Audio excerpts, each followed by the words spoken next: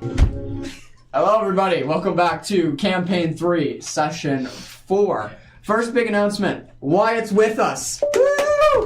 A lot of you have heard of. That's weird. Hold on. We just had a big. That's not good. We just lost power to half of the setup. That's so weird. Wait, did this turn off? Alt F4'd everything. Yeah, it just turned off half of our setup. Hold up. I just plugged in my computer. That's all I did. you plugged in. I swear. You I just plugged in that my and 3 computer. hair dryers. Okay. You literally plugged in your computer, half of the thing shut down. This This is what happens whenever I call something. I'm just gonna sit and eat my peelers. I think we're good though. Yeah, we're good. Okay, we're back. Hopefully everything is okay, but that was funny. Alright. But yes, welcome everybody to Campaign 3, Session 4. We're so happy to have Wyatt with us. He's been working so hard on our sound system. We've also played D&D with him in the past. We're just so happy to have him aboard and playing with us for this session.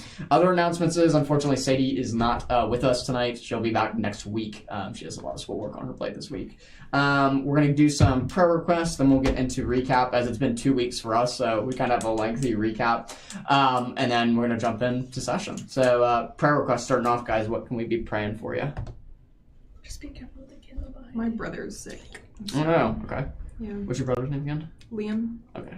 Liam is sick. Just like, this is the one on campus. Mm-hmm. Okay, yeah. Yeah. It's just a cold. I don't really know. Mm-hmm. Probably something minor, but yeah, Okay. he's just feeling under the weather. Sure. Absolutely. How old is he? Just turned 9. No, he's about to turn 19. Cool. Okay. So, yeah. So he's not minor. Anybody else? Any other prayer requests?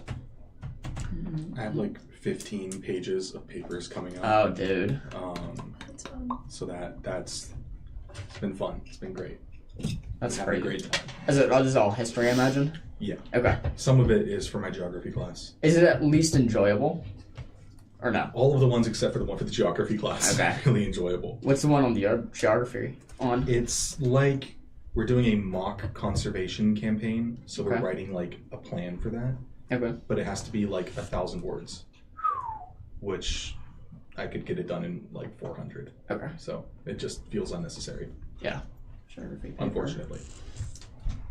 Yeah. Definitely been praying about that. Prayers for me. I might have a new job coming up. I went down to Atlanta for a job conference last week, and it sounds like there might be some doors opening down there. So just prayers for that and the Lord's guidance on if it's something that God wants me to do, to walk through that door, and just like His timing and positions for all of that. But yeah. Doors opening down there doesn't mean you're moving. Not to necessarily. No, not necessarily. My ideal situation is get a remote job. So Yeah. yeah. Atlanta's a long commute every week to play Yeah. D&D. And as Carter would say, Atlanta's horrible. Atlanta is pretty bad. I didn't get to see much of it. I was in a conference center, but I'd be curious to see more of it. Yeah. I think you're fine. It's good. That's enough. You've seen enough. Go to the aquarium, and then you've seen pretty much all of what Atlanta has to offer. Okay, Yeah. got you. Go see the whale shark. Coca-Cola World. Oh, there is It's fun. Coca-Cola World. I mean, the Child aquarium service. and World of Coke are literally on the same block. Mm-hmm. So Okay. just go to both of those. Yeah. Is Coca-Cola World like Hershey Park? No. No. It's literally you just go and taste a bunch of Coke from like around the world. It's That's awesome. it. It's amazing. How many like soda dispensers do they have? Is it hundreds? I mean, yeah. That's cool. They have a whole room like that's dedicated, and they just have like columns, and they're just circular dispensers. That's pretty And they cool. have like this one's Europe, this one's Africa, this one's South America, and they have all the different flavors. From See, around I'm the world. glad I don't live there because I would go so often I'd probably get kidney stones. I love Coke, so I probably, yeah, that probably You need would to be a try combo for me. Beverly. Beverly is one from Italy. You need to try that when you're there. I love Coca-Cola. Let me rephrase. Oh, Coke, that sounds really interesting. Tell me more about that. That's too funny. All right, any other prayer requests for you guys? My neck is sore from having a really fun birthday party for my niece. My sister rented a huge inflatable like bouncy slide like you'd have at the fair. That's cool. And so we just went up and down it for a long time. and it was really fun because my whole family did it, even like my parents. But now we're all sore. Yeah, definitely. Okay, gotcha. There's recovery on that. Some very, very dear friends of mine are having an issue with their pregnancy. Oh, jeez. And they haven't been able to find the baby's heartbeat for about a week and a half. And right now it seems likely that they're going to lose the baby. Oh, dude, I'm so sorry. Sure. We'll definitely be praying over that. Can't imagine how difficult that is. And they have 3 kids already, so it's a lot for them right now. Mm-hmm. They're having a rough time. I was about to ask, how are they holding up during all that? It's tough. All right, we'll jump into prayer, and we'll get started with recap after that. Dear Lord, thank you for this day, Lord. Thank you that we all made it here safely. Thank you that just we can all come together, Lord, and play D&D. Lord, I just please pray over our table right now, Lord. I please pray for Annabelle's brother, Liam, as he's sick, Lord. I please pray that he just gets over that cold quickly, Lord, and that it won't be too problematic as he has school that he's trying to pursue, Lord. So I please pray that he just recovers quickly. Lord, I please pray for Carter as he's dealing with a ton of school right now, including 15-page papers and an enormous geography paper that he's just not enjoying. I please pray your healing hand on that, Lord, that he can just get through it, Lord, and learn some things and just keep that spirit of perseverance and endurance as he runs that race for his educational career. Lord, I please pray for me, Lord, of just jobs. If it's something that you want me to have, Lord, just open the door so that I can walk through it and help me know that it's definitely something that you want me to do, Lord, and just the guidance on that whole process of decision making. Lord, I please pray for Grace in the neck. I please pray that it heals quickly as it's just kind of been slightly injured, Lord, from just a bunch of just spending time with his family on the bounce castles. So please pray that it just heals very, very quickly. And last but not least, Lord, I please pray for Wyatt as his dear friends are having issues with pregnancy, Lord. I please pray over them. I please pray over the baby, Lord. I just pray over that whole situation. I can't imagine how difficult that is, but I just pray that your healing heart hand be on that situation. And then also, Lord, I please pray for anybody listening and tuning in, Lord. I just please pray for any prayer requests that we don't know, but just pray over everybody who's tuning in and watching us, Lord, that this broadcast might be a light for you, and it might just give some happiness to people who are watching. And in Jesus' name I pray. Amen. Amen. All right, y'all. I'm going to turn on music. Did everybody get a chance? Oh, that's really loud. Did everybody get a chance to look at the recap in the group me? Mm-hmm. If not, I'm going to read it out, so it's okay. So, where we last left off, you'd all just escaped the Tomb of Pharaohs. Valentine was in critical condition when Ivy revealed her true form, a stone-like gargoyle, and in an act of sacrifice ripped off one of her own horns to pull Valentine back from the brink of death. So sweet. After some tense arguments over honesty and trust, the party decided to journey to the town of Dart since Solara had closed following the Zarkoon attack. You traveled with a friendly vegetable merchant, and along the way, Cram stumbled across a massive SSCB, or a sand-shelled connector beetle, which it seemed like the queen beetle had been injured at the time, which Cram, did you offer healing potions? Healing potions, right? Yep. To kind of foster the queen back to health. Once after saving the queen, the colony quickly became very loyal to Cram, and quickly enthralled with Cram, as they followed you, unbeknownst to you, to the town of Dirt. Upon arriving, you all finally took some much-needed rest, but not before several important conversations took place. A few of which being Ivy and Valentine getting a lead on a target they had been pursuing, Cram punishing himself for past mistakes, and Valentine and Victor began seeking a way to restore Valentine's lost magic. And that brings us to where we last left off. Victor, Valentine, and Ivy, you are all walking towards the conversation of the Morphling as you see this little man kind of draped in a black cloth. As you notice this, you would notice Victor, that this was the same horned frog that you saw in the bar last night. As you approach, you quickly see his skin beginning to change color and kind of like morphing into what looks to be like a chameleon-like creature. I'm going to put that picture on screen for you guys now. As you slowly approach, you hear these 3 guys coming out of the saloon starting to yell at this little chameleon. "You spilled your drink on us, how dare you!" And they're kind of just pushing him into a corner as he's looking for a way out. I'm gonna put that screen and then boom.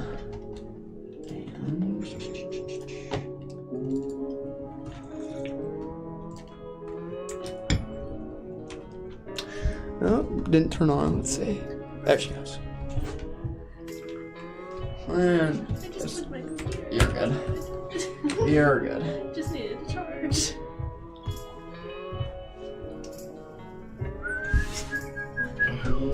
What'd you do, Alicia? There it is. Okay, we're up. Okay, that's the wrong picture, but hold on. We're getting That there. changeling is very There we powerful. go. He turned into a town. There we go. As this little chameleon kind of starts backpedaling, as these three huge burly figures approach him. They're all of mixed race. One of them looks to be like a male Qatari, the other one looks to be a male orc, and the other seems to be a female woman who are just kind of starting to pin him. Victor, Ivy, and Valentine, you make your way to this scene as you hear this little chameleon kind of like start coming to like backstepping.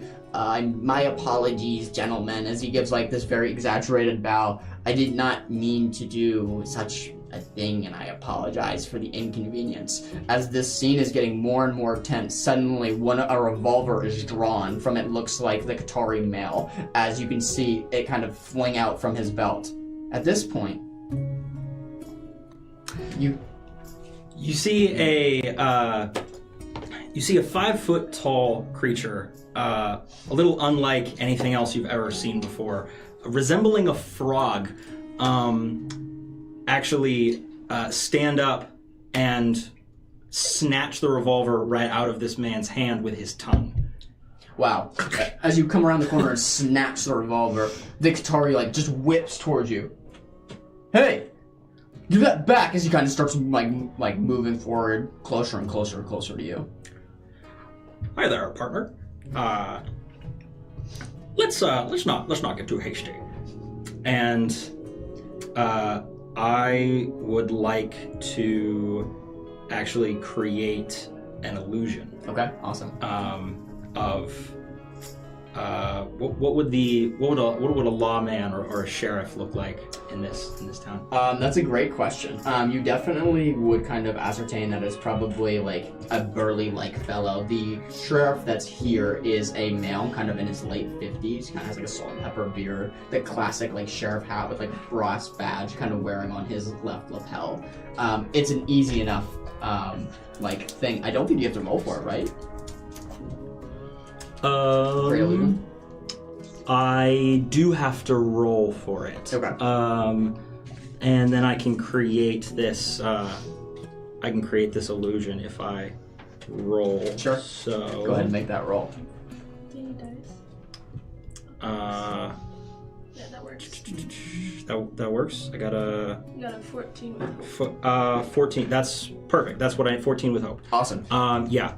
So basically, I'm creating an illusion of a sheriff or something that's just appearing next to him and is going to tell him to get lost. Yeah, absolutely. As you create this sheriff like that just kind of absorbs from space right behind him, the sheriff like takes a finger and like taps him on the shoulder. The male Qatari kind of turns. The male Qatari's eyes go kind of wide for a second. You're not supposed to be here, Leonard. It's time to leave, as the sheriff kind of speaks up and says, as this male Qatari kind of takes a few steps back. What a roll here. Believes it. As the Qatari kind of like steps back a bit and kind of looks at the sheriff. There's a brief moment where you wonder if this facade is going to fade and he's going to catch kind of the weird tone that this sheriff's voice has taken, being that in the times that you've interacted with the sheriff, it's hard to come up with the voice of what they sounded like in a minute. However, it seems like this Qatari is partly drunk, and it's kind of playing to your advantage that quickly scaring, you can see the male Qatari kind of stumble back.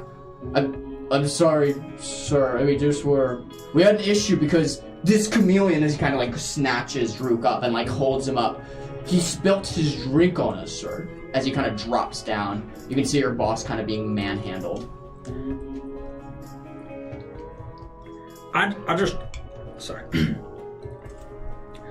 I ain't gonna tell you it again. Put him down. Get out of here. As you kind of look towards him, go ahead and make me a presence roll. As you're making that presence roll, Valentine, Victor, and Ivy, you're all seeing this scene kind of play out in front of you of, it looks like almost like a street brawl, like getting ready to happen as this like kerfuffle is happening between these parties. Is there anything you would like to do? And if it's nothing, that is okay. Ivy is going to stand at a distance, but kind of watch.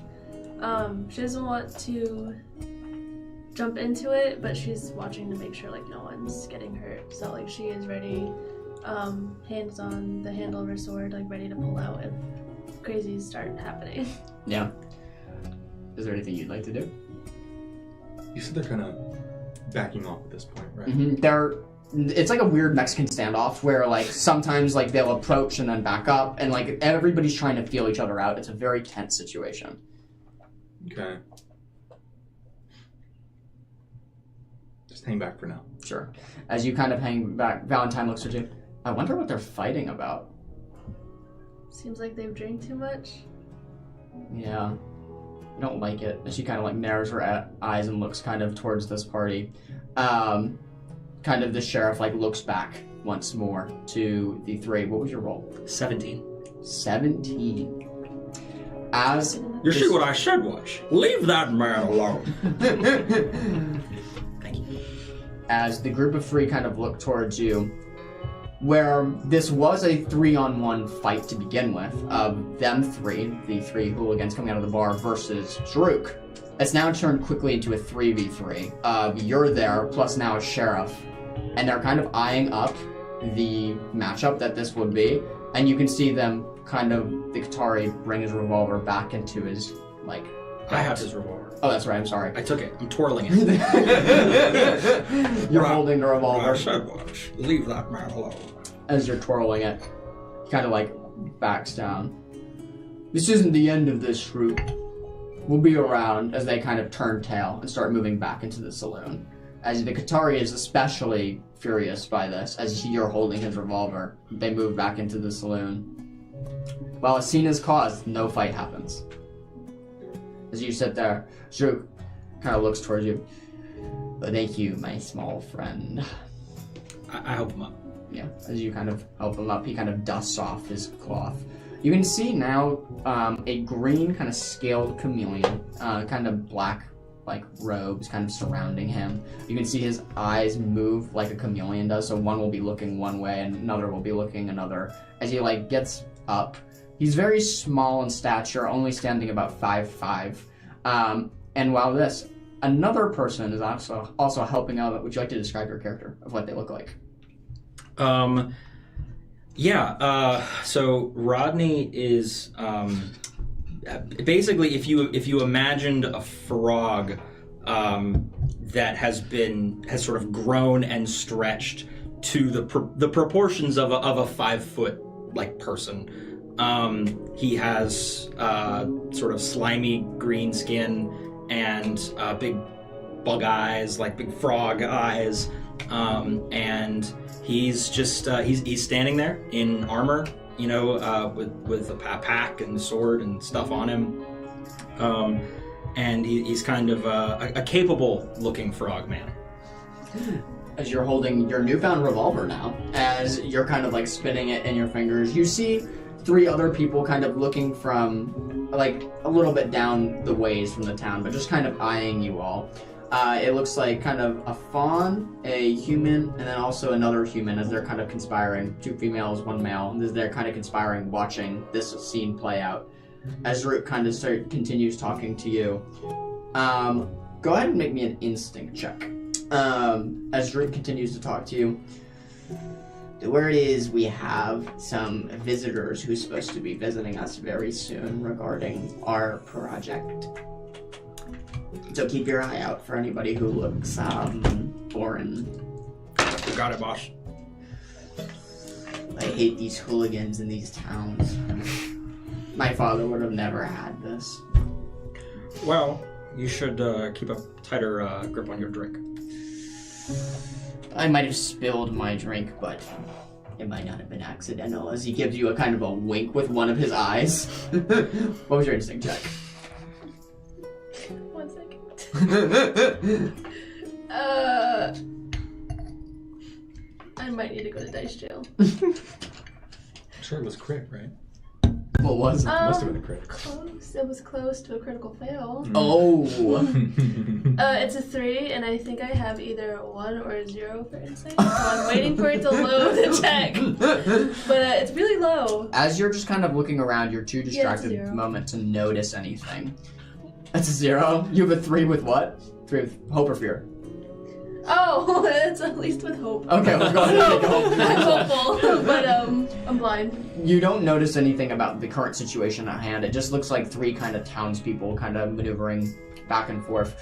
Victor, you do find it intriguing. This is one of the very first morphlings that you've seen in person, as someone who can quickly change into different skins, if you will, at will. So they can be, 1 minute they can be a horned toad, like you saw in the bar, to the next minute they can be a completely different person, like a chameleon, or a human, or a minotaur.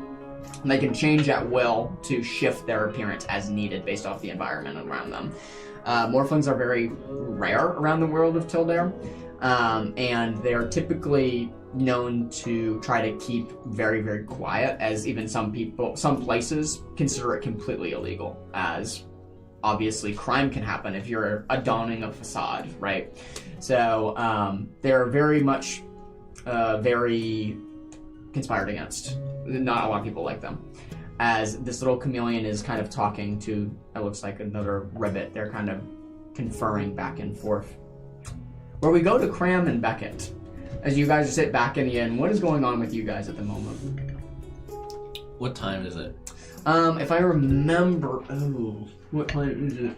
Did we just wake up? I think I think it was like woke up. 8 or 9. Okay. Yeah, like it was late like morning. Yeah, it was like probably 10 at this point. Okay, then let's go 10 a.m. Yeah. Okay. Then I'm probably down at the tables in the parlor eating. They don't have anything there, right? Like they don't serve. They food. don't serve food. It's a basic hotel. Then Cram's sitting at a basic table in a basic chair, pulling out my food that I brought with me, which would consist of probably a bowl mixed with green, sour olives and cranberries. Sure. As you're pulling out, kind of eating. Beckett, are you joining him for breakfast? Beckett's already eaten. She's probably like poring over a map, trying to like figure out the area and see if there are any like nearby tourist attraction sort of things, or if there's like any sort of a quest board in the inn. She'd be interested in that. Yeah, great question. Just by kind of your studies, a couple points of interest that pick out on your map of Tildare as you kind of lay it out. This was a gift from Valen years ago that has been given to you. It's kind of very crudely drawn. A lot of areas are missing, but as you kind of take it and you're kind of like marking places, it looks due south by 50 to 100 miles. It's hard to tell on this very crudely drawn map. It's a place called Tornado Alley. It kind of has like a little twister insignia drawn on it that piques your interest, as you've heard of vortexes, magical vortexes such as these, but to have a whole valley or whole place dedicated to it is something very, very intriguing, and definitely a point of interest that kind of highlights to you as you're looking at this map.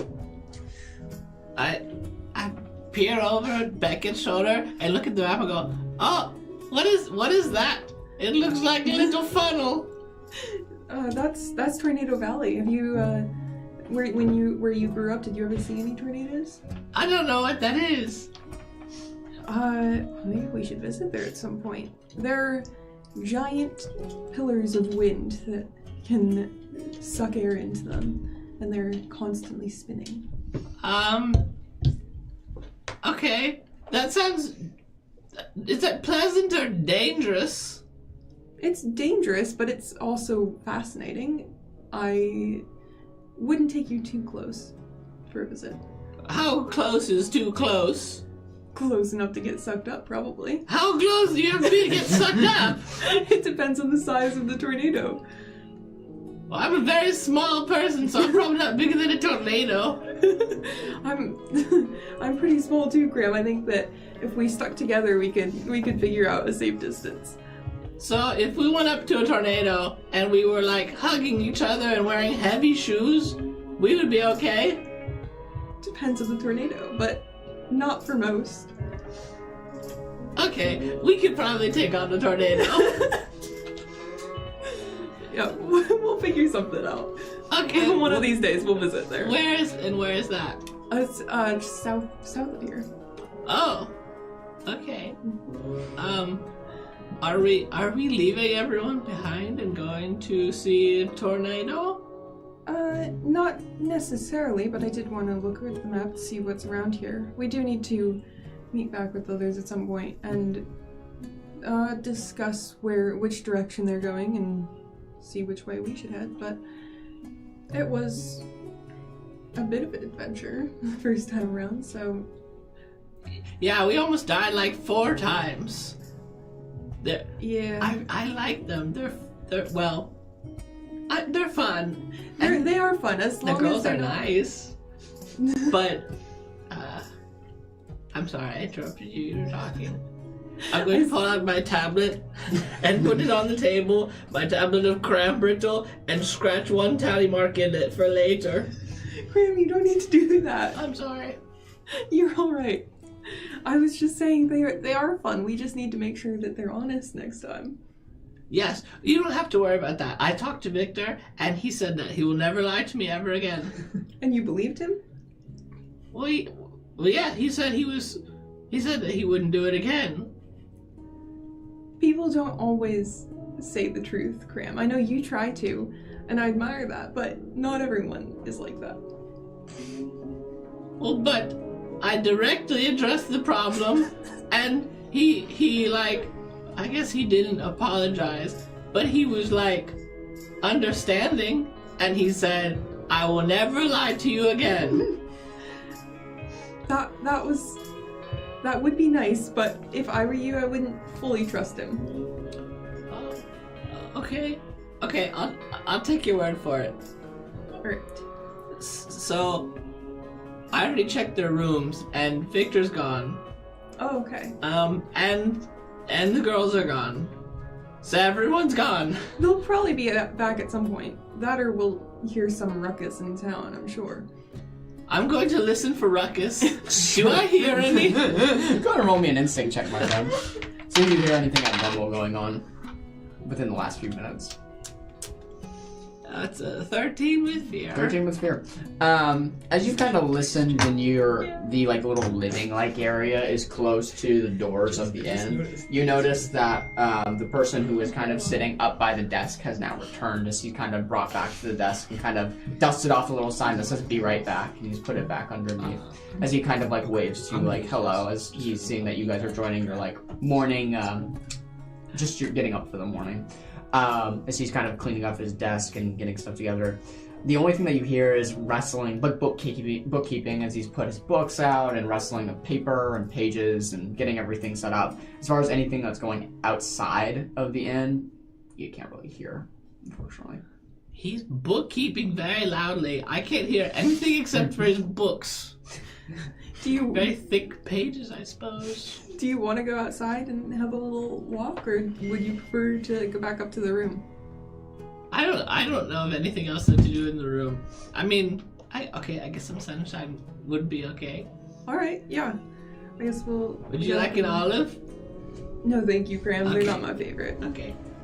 Sure. As you head kind of outside and get to the sun, the 2 suns of Tildare are starting to rise, and it's very bright outside compared to the dimly lit inn that you were in, so you kind of have to shield your eyes for a minute as you get adjusted. You smell the desert heat once more as kind of some of the dust enters into your nasal cavity as you begin to sneeze and cough as you're still kind of getting adjusted to this very dusty environment.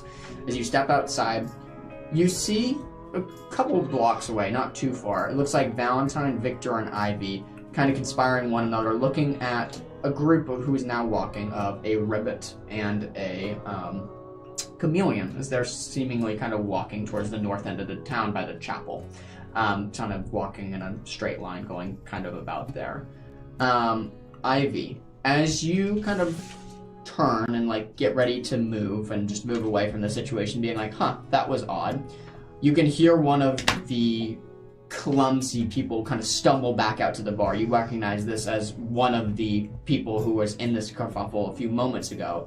This one looks like the human female, and she yells out to both the chameleon and the ribbit, "The gods will get their revenge, Rook!" As that point in time, the name Rook rings a bell with you. As you kind of hear that, you immediately know. Okay. Yeah. When that's said, she's gonna perk up a little bit, and she'll be like, "Okay, that's the person I'm looking for." So she's gonna walk right over to the chameleon and the frog ribbit. As you approach, do you want to describe your character? Yeah. Ivy stands at 5'6", and she is in full shiny, rather dusty but still shiny knight armor. She is fully covered, except for the one arm. What are they called? Like a gauntlet? Not the gauntlet. A bracer? Yes, the bracer. One of them is missing, and she's got a sword, like a giant great sword on her side, and a helmet, and she has very pale skin, very grayish eyes, and like light white hair. Just kind of like pulled back into like a half ponytail braids, and she's gonna walk up to you guys. She's gonna be like, "I'm so sorry to intrude, but I happen to hear that one of your names is Zook." As he kind of perks up. "Yes, madame, that would be me." "Well, it is a pleasure to meet you." She's gonna get down on one knee as just kind of like a respect. "It's a pleasure to meet you too." As he kind of like smiles. "I don't think you need to do that. It's not really customary around here." She's gonna stay back up and then pull out this letter. "I am with the Kingdom of Ironshold, and I received this letter." As he hands the letter and kind of examines it, he looks back to you. "You must keep your voice down. Unfortunately, there are not many people who like the Kingdom of Ironshold around here. Do you have anybody with you? Any travelers that you brought along?" She's gonna look back to Valentine and then the group, and then she's gonna kind of look back at him. "I have a party of one." "Just you?" "Well, one other tag along." "Okay, very well. Here's what we'll do. We'll set up a time to meet. I have to get prepared of what I have set up for the operation. I don't know how much the kingdom has told you, but we have a sting operation that we've been organizing for a while. So I need to get back to my home, get all my charts prepared, and then I can deliver you what we're planning on doing from there. How about in the meantime, while I go do that, I will send my assistant with you. That way he can lead you to my home, which is very obscure if you don't know where it is, and we can talk from there. This is my assistant here," as he kind of like taps you on the back. Nice to meet you. Rodney is the name. "It's a pleasure. Where's home for you?"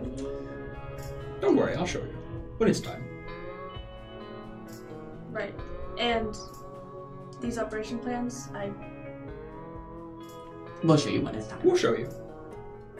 Right. In the We're meantime, completely trustworthy folks, don't worry. How do you know the kingdom, and how does the kingdom know you?" The short answer is money. In the meantime, let's go collect your friends. We'll take them all together. "Okay. Sure." "It's great to meet you." As he then bows in the same way that you did once to him on his one knee, and like kind of gets down and like trying to meet your customs. As he gets back up and like starts walking away into the very dusted town of dirt. You are two left there by yourselves. Rodney shrugs and gives you a nod. Says, let's go find your friends. Rodney, was it? Yes. And you've known Zerk for how long? I've known Zerk for about 3 months. 3 months. Yeah. From here? Yes. Okay. How long have you been in this continent? About 3 months. So you're a traveler? I'm about 3 months old. Oh! Zerk created me. let's go find your friends. Okay. I'm gonna walk right over to them. Rodney does not appear to be like a young person. Just for the record. He looks to be like a young adult ribbit. He doesn't look to be like a newly born ribbit. He looks to have some age. Like, what would you say visual age-wise? I would call him like, what's the lifespan of a he's like 40 to 60 years. Oh yeah, he's in his 20s. He looks like he's someone he's like sort of, you know, a fully grown like adult person. Yeah. So yeah. Victor Valentine, this is Rodney. Pleased to meet you. Rodney's the name. He will be joining us for a short bit of time. Who is he? An assistant for a guy that I have been in contact with for a little bit. Have we met up with the group yet? I would say yeah, probably. Okay. Yeah, you guys had just joined at this point. Okay. Yeah, good question. She's gonna glance over to you guys as you walk up and like give you a nod. Good morning, everybody. You guys are up really early. I tried to get up early with the sun because it's good for you, I heard, but I did not. I slept in for like a... Hi! Hello. Who are you? I'm Beckett. Hi, Beckett. I'm Rodney. Nice to meet Who you. are you? I'm Cram. Hi, Crab. I'm Rodney. Hi, Rodney. Nice to meet you, Crab. When you look at Cram, you're looking down because you're 5 foot. Yeah. And he's like roughly like just over 3 feet. Mm-hmm. So very small. And you have to look past this large brown hat with a wide brim that sort of looks like a wizard's hat, but not magical in any way. And around the rim, it has like green moss, and it's almost oversized for him, floppy, sitting on top of his head, and you see it move a little bit of its own will, and he has this kind of scrunched up face, with little like tufts of hair and little braids that hang down just behind his ears, with a red bandana and these old kind of, not tattered, just well-worn linen shirt, long sleeve, with a little slit in it, and overalls with a front pocket that's kind of, part of it's kind of hanging open, that come down, not all the way, just into like shorts that are sort of bunched up, and definitely no shoes.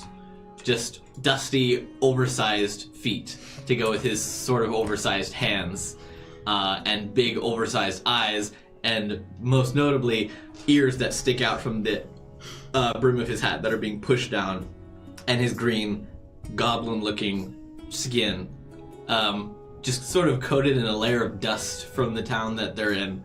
And as he smiles, you see a cranberry sticking out from between his teeth, completely oblivious to that. You see Rodney's eyes that are almost the size of softballs just blink right at you, and just his throat kind of goes, ribbit.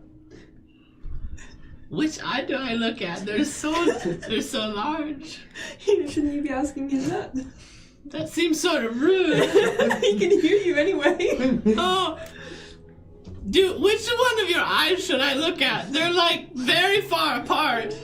You got a cranberry stuck in your teeth there. What? What? You got a cranberry stuck in your teeth there. Oh. Where? Oh. That's pretty good. Would you like a cranberry? No, thank you. Okay. Mr. Rodney, sir. Yes. I can't tell how old he is. Do you think I should, like, bow or something? You don't need to bow. Okay. Okay. So, what brings you to this small town over here in the middle of nowhere? Well, my employer has a job for you all. For us? Well, for her and her friends. Is that's you, presumably? That's true, we are friends. What sort of job might this be? Come along and find out. And you just came searching for us specifically? No, you came searching for us specifically. I've been on a hunt for a while, and some leads have brought me astray, and Valentine and I have ended up here, ran into you guys, and I got a letter that brought me to his employer, and his employer ran off and sent us him. So I need him for a little bit. Okay. Before we agree to any more adventures, I think that it'd be nice to have a little bit more information than we had to go off of last time. And right now, I think we have less. I agree, and fortunately there's not much that I can give out right now. What I can tell you is, well, for starters, I do owe you an apology. From earlier, when you saw me and my skin issue, as Valentine calls it, I let you believe that, but I shouldn't have. It was a lie, and growing up, I was told to keep that hidden. Where I'm raised, in a kingdom in Ironswold, it is our duty to protect the kingdom and all that it holds. So that also included my identity. And it's not a skin order, or whatever you want to call it. It's simply I'm a gargoyle, and this human appearance is simply just a disguise. So I feel really good telling you that. So I'm here looking for the princess, and Ironswold? yes. Okay, wow, that's unexpected. What brings her all the way down here? I wish I knew. That information is limited. Even I don't know, but I'm on the hunt for her, and that is why he is with us. So, if you will, come with me. I will introduce you to my employer, who will give you all of the information you're looking for. He will answer all of your questions and give you any information you need before proceeding. Could I insight check? Go for it.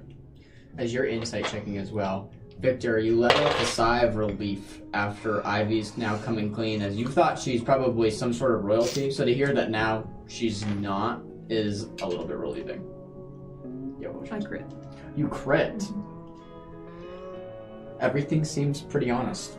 Everything seems pretty honest about the situation. He's a very forthcoming frog. Okay. Look, this job that we have, really, we need some main characters.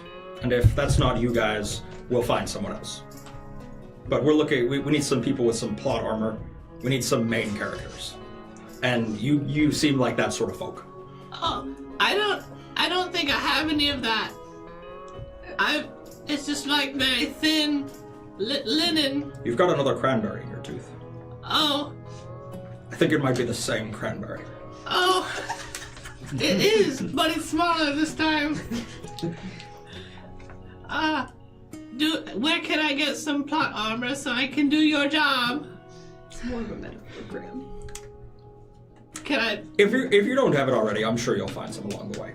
Oh, but, okay. Maybe we can find some for you at my employer's house, if you would all be interested in coming with me. I think he's funny. I don't usually come across someone so forthcoming, and I appreciate that.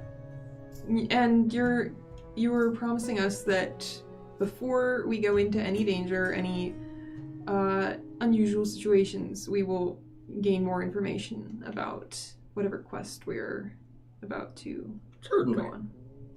Then I think that there's no harm in at least going with him to hear him out. Do you think he's telling the truth? I actually do. Okay, then we'll trust your gut. Also, Wise choice, Cranberry Man. thank you. Just from being around us, you all feel very lucky, and you get to take 2 hope. Because we both have the luck bringer trait. And you get a hope from your crit. Oh, And clear stress. Do I think it's already maxed out.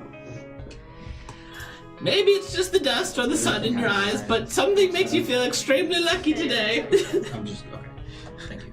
Thank you for always being able to remember that. Are you all getting ready to follow Rodney to where he leads you?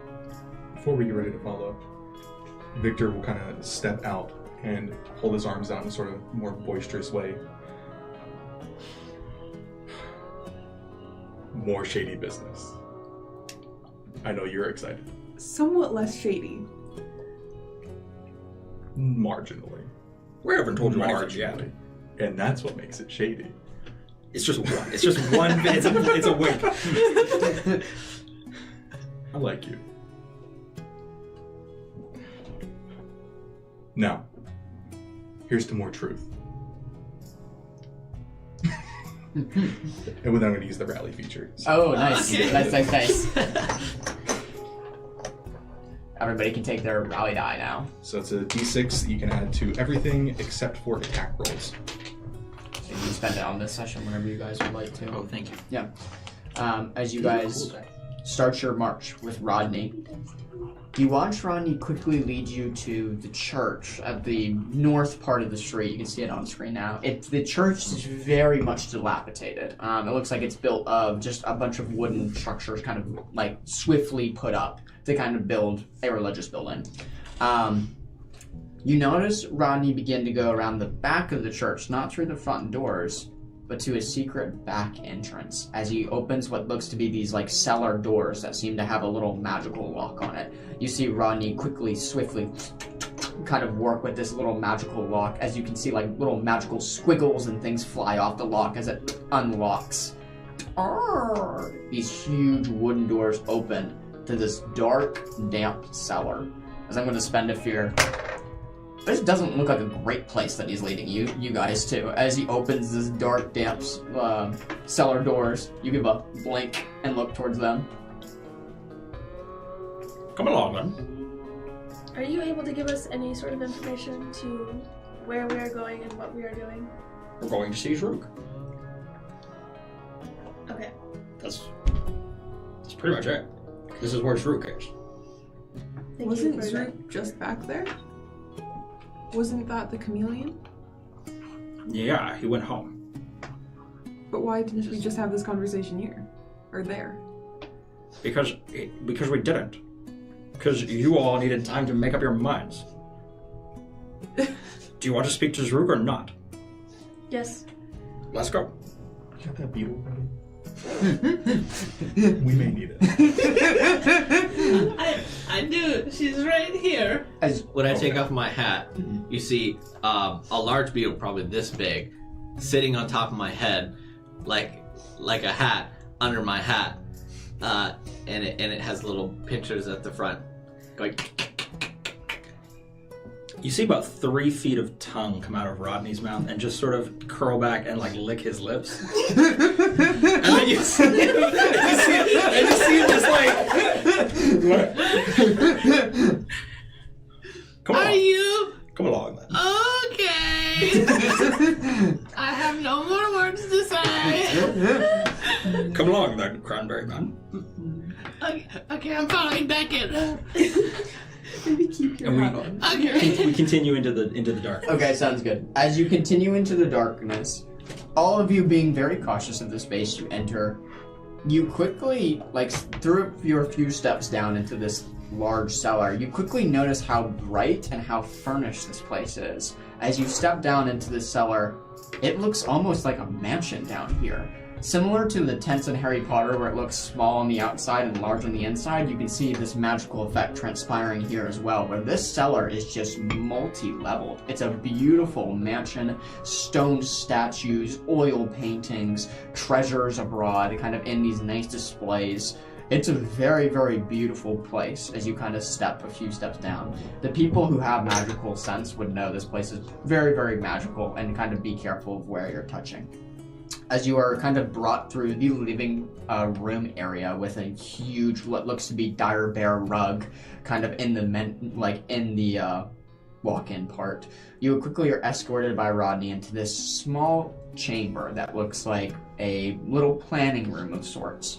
You see blueprints strung on the wall, a table that has like these light fixtures that illuminate underneath it to create these bright lights so that you can see through multiple blueprints if you stack them on top of each other.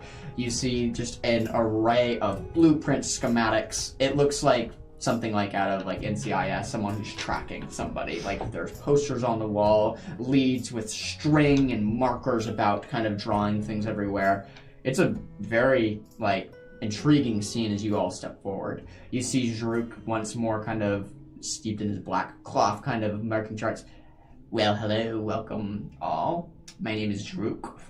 For those who have not met me, I see you are Miss Ivy's compatriots. That is correct. We hear you can give us a little more information about whatever quest or challenge you have for us. We can. For drinks. Rodney, if you wouldn't mind. Yeah. Begrudgingly goes and gets a tray of drinks from the fridge. Yeah. As you grab the tray of drinks and kind of bring it into the room, would anybody like anything to drink, sip on, eat? I'll take it water. How do you keep it so cold? I give him a cranberry seltzer. Ooh, okay. Wow! This smells really nice.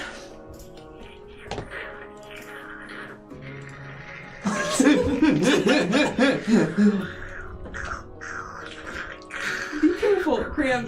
Take it slow. Take it slow. I give him another one. Please, Wow! please. Wait, that's really good. Please, he doesn't do well with too much sugar. It's sugar-free. At this Still. point in time, I'm going to spend a fear. As you said, it was a seltzer, so it's carbonated. Mm-hmm. You just drank a huge glass of it was carbonated. Suddenly, your stomach begins to bubble in a way it hasn't before. You kind of feel like your stomach, like this weird pressure on your stomach as you look to the room to help. I feel musky. Rodney waves a hand and a bathroom door just opens nearby.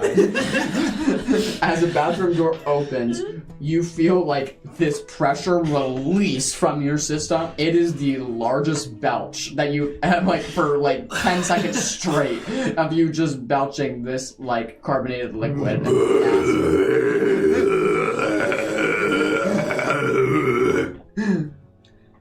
Excuse me, I'm sorry. Can I have another one? Sugar-free, you said? No, actually, he cannot have another one. Alright. I found out where the musk was coming from. I'm sorry, I look at the chameleon man. I'm sorry, I was not trying to be distracting. Oh, Was no. that an interruption? No worries, my little green friend. It's nothing to worry about. So, are we all ready to hear of what we have drawn up, me and my friend here, Rodney, for you all? I'm assuming you are all friends of the crown, looking towards you four in particularly. So, like, not Ivy, but Valentine, Victor, Cram, and Beckett. As you can see, the eyes dart all over the place, but one of them is eyeing each one of you individually. Not specifically, but we are friends of Ivy here. Miss Ivy, I thought it was agreed that you'd be bringing only allies of the crown. They are trustworthy enough that they don't have to get into a lot of business regarding the crown. But I haven't heard anything from the other armies, so this is what I have. So you've brought me a squadron of bounty hunters, as he squints his eyes and looks towards you. He doesn't look like a bounty hunter. Don't belittle them. They have their own little talents that I've learned. Did you say little talents? Yeah. I grab his hand and hold out your hand, and a little, I put a pile of dirt in it, and a little plant grows out. That's my talent. Look at that. Wasn't that neat? His huge tongue like comes out and like sticks into the plant and kind of it takes the plant, starts chewing on it. It's a very good plant. Thank you very much for this gift. As now there's just like soil in his hand, a little bit damp now from the tongue, and it's just sitting in his hand. I can only do that once. It was a very good plant. Thanks. This guy's really weird. Perhaps I underestimated your friends. Well, without further ado, I guess it shouldn't be my concern anyway if these are your friends and this is your mission. But this is the mission that me and Rodney have come up with. As you can see in front of you, he lays out a blueprint. You all are quickly looking at a locomotive, one of the first locomotives that you've ever seen in your entire life. And while this is just a picture of one, it's all amazing to see the engineering complexity of it, nevertheless, as he sets it down on the table and the light shines through the blueprints on the screen if you guys want to look at it. This is one of the first magical locomotives you see. It was built up in Marleybone. And yeah. Rodney actually jumps on a little bicycle, like a little stationary bicycle, to power the like magical. Love it. Yeah. See him just sort of like slowly like pedaling to power the display. As you're using that generator to keep the lights on of this little blueprint. You see, this is the first magical locomotive that has been built for Tildare. One of the first, at least. There's a couple more in procurement, but they haven't been released yet. This is the first one that's going to be entering into service. The name, the Iron Steed. As he kind of points to the name that's kind of been inscribed kind of on the near the wheel wells of the train. She's set to make a continual route from Funnelville, a little bit down south. Some of you may have heard of it. It's the town that resides in Tornado Alley. She's not a passenger train. She's a shipping. She holds shipping goods, and particularly rare goods that anybody who would be trying to acquire in terms of stealing would have a particularly difficult time with. This is why these goods are not held in convoys and wagons anymore. They're using this armored train. Couple things that you must know about this. She's top speed is about 40 miles per hour. There's a magical coil built into the center stem as he points to it. This blocks out magic for half a mile around the train, meaning there's no teleporting on board. There's no jumping on at a station once it stops. Roughly a huge squad of troops always guards it every time it stops. So you're probably guessing at this time, Taruk, why are you showing all of this? No, the princess isn't on board. But something you can use to barter with the K-Alif tribe is. A stone tablet that they have been looking for eons is set to make its departure on that train. Rodney and I have found this information firsthand. You see, this is a race of sorts. The K-Alif tribe are also sending a group of assassins to retrieve this tablet. However, if you all get it first, it can be a bargaining chip for the princess's life, saving her. A trade, an exchange can be made. But you must be very careful, as I do not know when this assassin squad is going to strike. I imagine at the same time it makes a departure when you guys will all be there as well. The conductors on board are armed with heavy weaponry, none of them which are magical because the magical coil blocks that out. But they are all armed, they are all heavily guarded. Roughly 20 to 30 are on board at the time of departure. There's obviously other treasures aboard as well that a lot of people would be trying to get. Meaning, if you are a bounty hunter looking for a cheap payout, simply grab one of the other artifacts on board. This is not an easy task, as you are going to have to board a train going 40 miles per hour, with not using magical abilities whatsoever. But I believe it can be done. As he looks, kind of looking for a response from you all. This seems really, really dangerous. We should definitely go away right now. I don't know, Cram. It's a little... You don't find it at all interesting? Well, it sounds like we're gonna try to die again. I mean, when you have the proper information when you're going in, there is a much more likely chance of survival. And I don't know, when I know enough about the quest, it's somewhat fascinating. But we're doing it for a princess? She's going to be like really, really nice or something. The nicest you'd ever meet. See, the nicest. I've never met a princess before. She, aside from the jewelry and the big pretty dresses, she's very humble and she would talk to you for hours just to get to know you. That does sound very nice. Doesn't she have better things to do than talk to someone like me? You'd think so. But that is I do think so. That is how the people love her, is she puts in the time to connect to her community and those around her. So she's really, really nice. Very nice. How did she get kidnapped?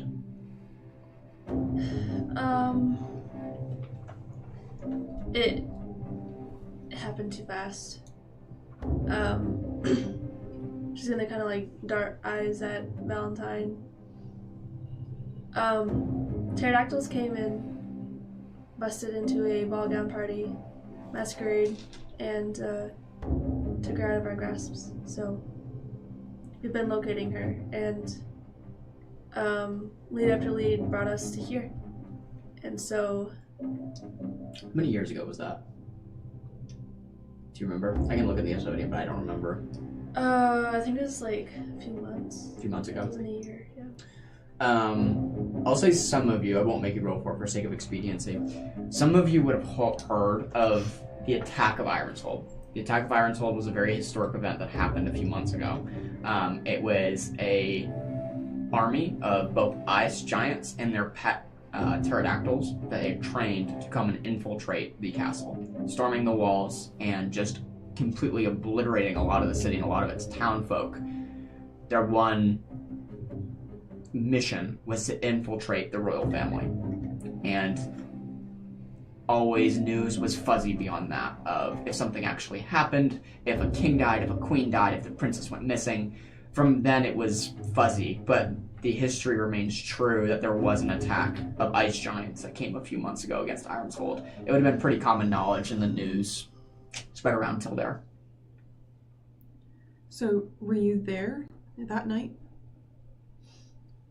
Yes. And I can see how this would be personal to you then. Very personal. So, you say there's no magic on the train at all? Unfortunately not. And there's no way to disable this tamper on the magic? Well, you could try to break it, but the only way you're going to break it is from the inside of the train. So the only way... You can't teleport aboard. There is one way that has done a lot of research. He goes ahead and pulls up another picture and kind of clears it off. You can stop pedaling, my friend. The lights turn off as he puts like an oil painting, as he unfurls this like scrolled oil painting. I hate that new HD display. A beautiful dark blue steed on this paper as he unrolls it. Has anybody here heard of the Eclipse breed before? I feel like I've come across that name. Can I do a knowledge check? Yeah, go for it. Go for it. Could I also do it? Yeah, go for it. Can I also do a knowledge check? How about we do one knowledge check for everybody? Can I not do that? Yeah, go ahead. Everybody who wants to make a knowledge check on Eclipse breed, go for it. Rodney's checking Cranberry results. Okay, perfect. He's not interested. Knowledge checking. Crab is drooling as he watches you drink another cranberry seltzer. He just watches you just. What is drinking? Wow. Such large eyes. The better which to see you with. Which y'all's roll? That is what I saw 14 for. with hope. 14 with hope. 9 with hope. And with hope. 11 with fear. 11 with fear. Very nice. Who's leading? Fear. Hope. I don't Hope. think anyone was leading. I think It was just anybody who wanted to do it. Yeah. From your combined knowledge, I won't do individual, for your combined pooled knowledge, the Eclipse breed, you can see them on screen now, is some of which being a rumor, like a lot of them rumored that they did exist one point in time, way before the collapse until there. However, they've become extremely rare now. These horses are the size of Clydesdale horses. They're enormous. They are the largest breed of horse until there. Scholars and historians and mages alike have said that these horses were a gift from the large son of Tildare, Salarf, the largest son, that this was the gift that the sun gave Tildare as its gift of coming into an existence, were these beautiful, majestic horses. Unfortunately, before the collapse happened and the Tildare people quickly learned of these horses, they were quickly enslaved, worked to the bone, and quickly just decimated as they were overworked. And everybody wanted the Eclipse breed, but nobody could have it as the population diminished over time. However, some have remained. They're just very, very rare. More importantly than their rarity is their spirit. They are very not tamed easily, as they do not connect with humans very well, and they are very, very set in their own ways and set in their own will. So even if you were to find an Eclipse breed horse, they know very well that they're above you, and they have a very, stuck-up attitude about it. They don't want anything to do with Tildare people, or Tildarians. They're obviously huge in size, and yeah, just can hold probably 2 to 3 people on their back at one point in time if anybody was riding them. They're very, very strong. Not magical horses, but angelically plain gifted horses. So kind of a little bit of a difference there. Well, I trust that some of you might know what the Eclipse breed is, so I will spare you the details, but if you were to find a few Eclipse breed horses, they've been reported of running 40 miles per hour.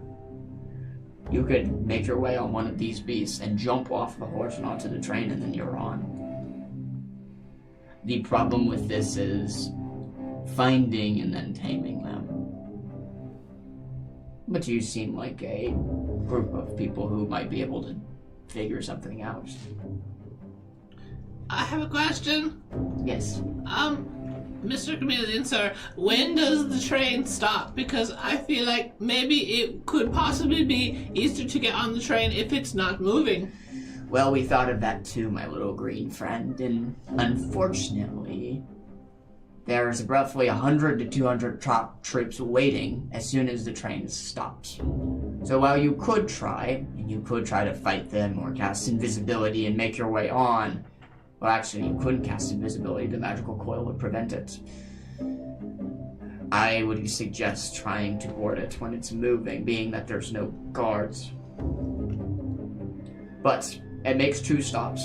It leaves Funnelville, stops once more in a southern part of town, and then stops one more time before meeting its final arrival point at a convoy who will pick up the stone tablets when the goods that are on board and begin shipping them to the southern parts of Tarsus. And we can't get on when it's stopped in one of the 2 stops? You can, but there will be 100 troops or more on each stop waiting for you. I don't know what kind of manpower or firepower that you have, but a group of 6 against a group of 100, I don't think those odds work very well. Even with your little beetle friend. Yes, well, we could just be soldiers. We could just dress up as soldiers and be one of them, and then hoof our way on board and then blend in. What are your thoughts on derailing the train? Well, we haven't thought of that, as he looks towards you. Now that's an idea. If we were to tamper with the tracks, there could be far less of a problem boarding the train. Although I would love to see some of these Eclipse horses. It seems like a far-fetched idea. I just thought that derailing it was a good idea to consider. Well, it's a better idea than trying to fight through 200 guards. That doesn't make it a necessarily a good idea, but it's a better idea. And in a gesture of good faith, you're probably like, who are we to trust this old chameleon? So, I am sending my assistant with you. He will be your steed and a soldier at your will. He's been training for this for quite a while, as he knows the plans better than almost myself. Could I insight check that? Yeah, go for it.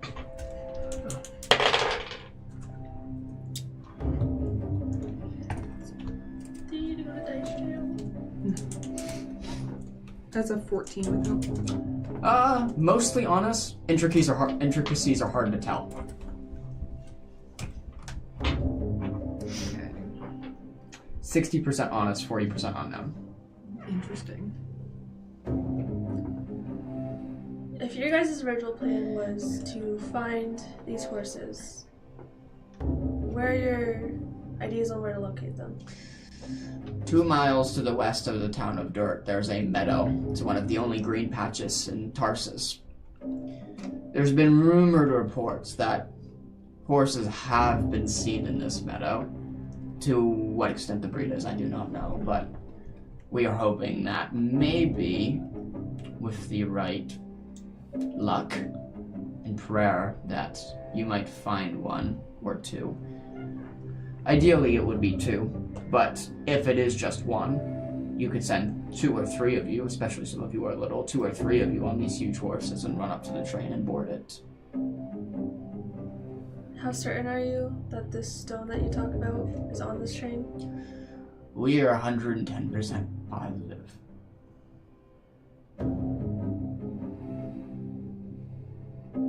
How? Unfortunately, I cannot reveal that information, but I will tell you this.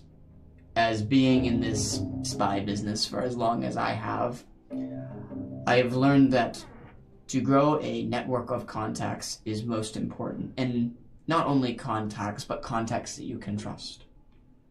And I assure you that I have found out from my trustworthy contacts that this tablet will be aboard. However, in being forthcoming with you, Ronnie's also going with you, not only to direct, but there is something that I seek on board as well, that he will be grabbing. Can you be more specific? I cannot. I don't do well with secrets like this. We have very recently dealt with some similar secrets. I'm sorry to hear about this. I would suggest that you reveal all information possible, because if you can't tell us what this object is, the only thing we can assume is that we would not agree to accompany you on this mission if this information was revealed. Good, maybe a presence roll.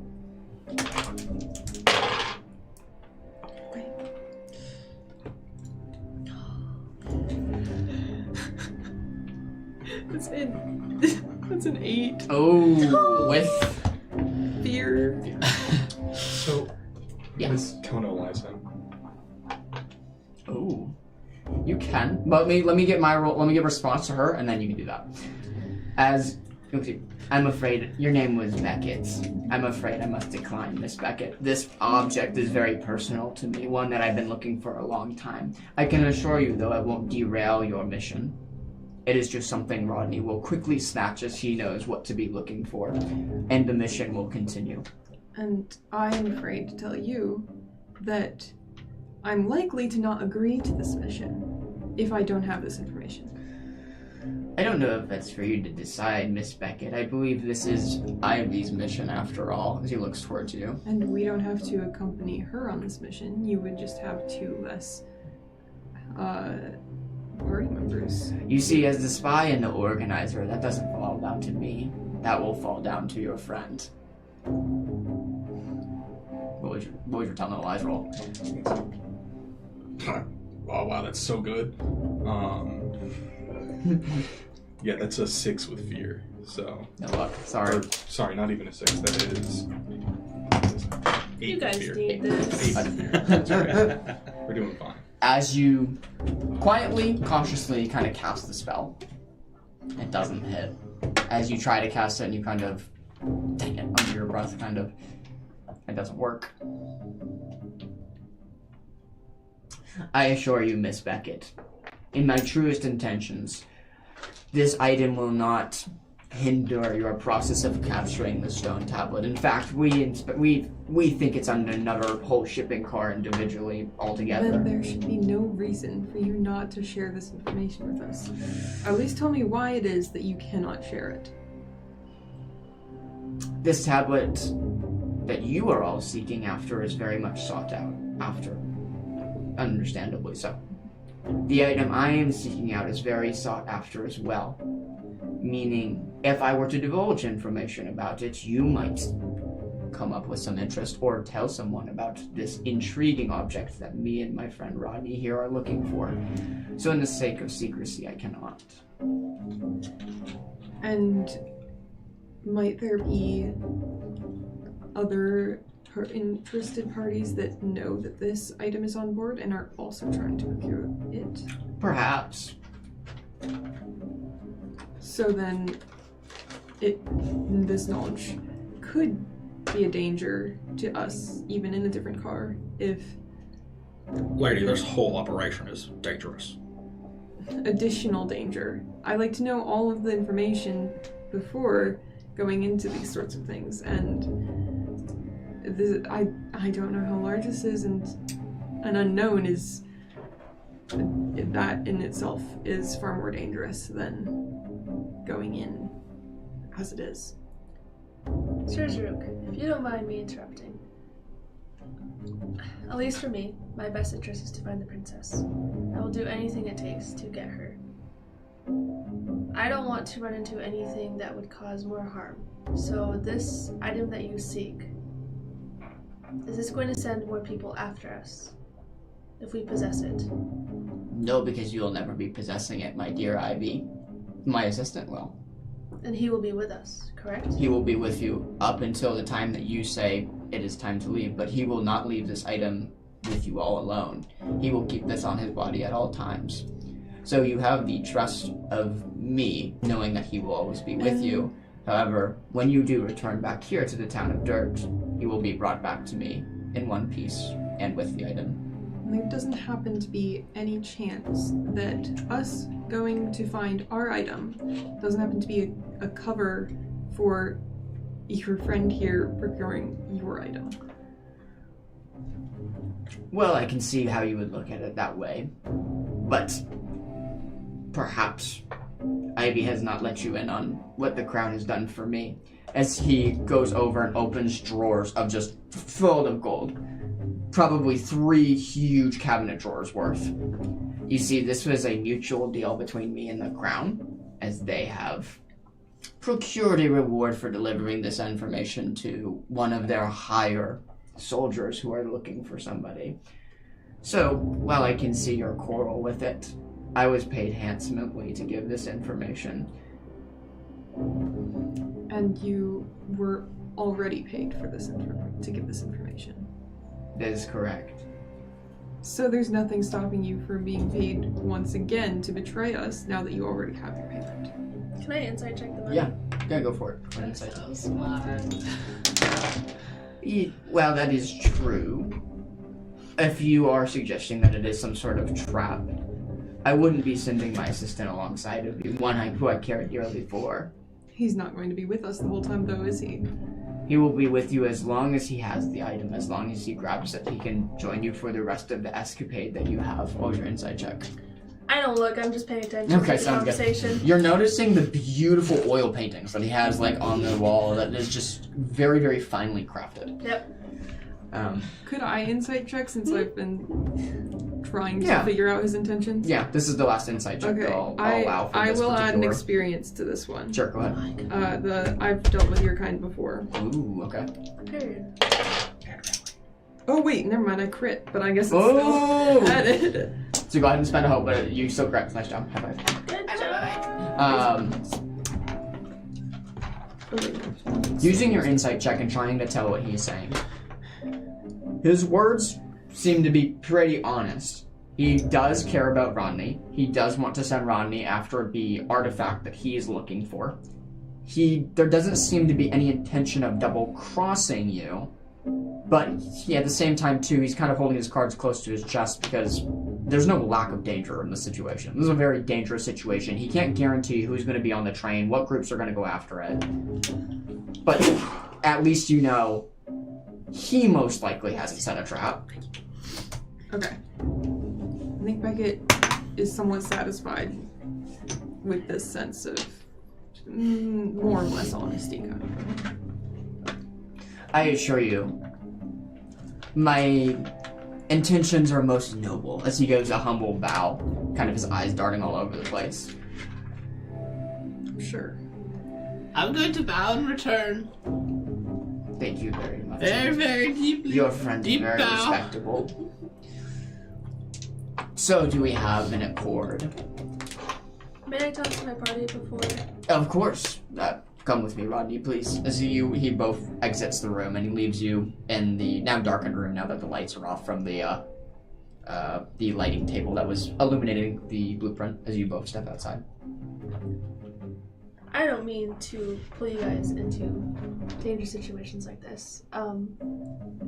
As a guard of the Royal Fleet, my main goal is to keep everyone I can safe. And so if you guys don't feel safe in this, I understand. But I would like some help. How much do you know about these people? As much as you know. I stayed in the kingdom. Never had the chance to go out. So the kingdom's connections are one that I don't know of, aside from Valentine and her family. This is the only lead that I have for the princess, so this is something that I need to take.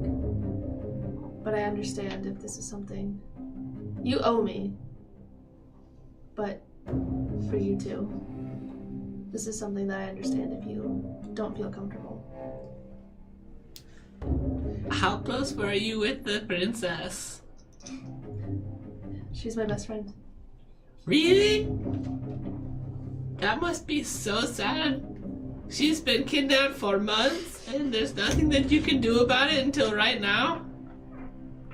How many times have you cried about it? Or do you not cry?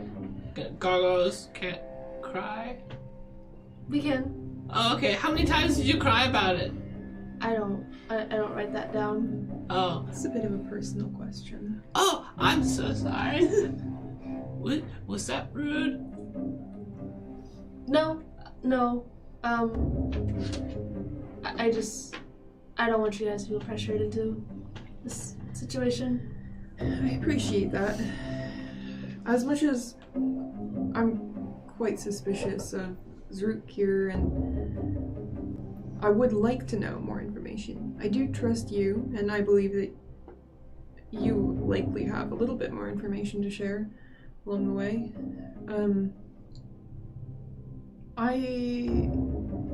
I would like to see this out at least a bit further.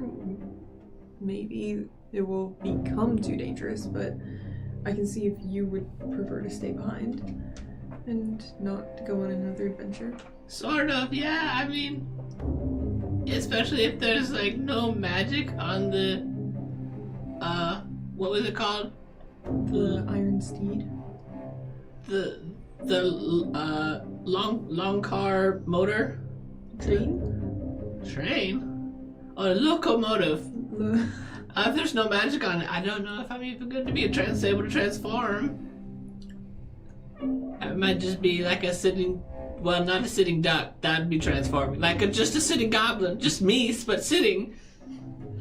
It is something we should consider because I also rely heavily on magic, and I know several members of this party do, so we will need to think about our plan, but I believe it can be done. Victor, how much magic do you use? I am almost entirely reliant on magic. You have But a large stick.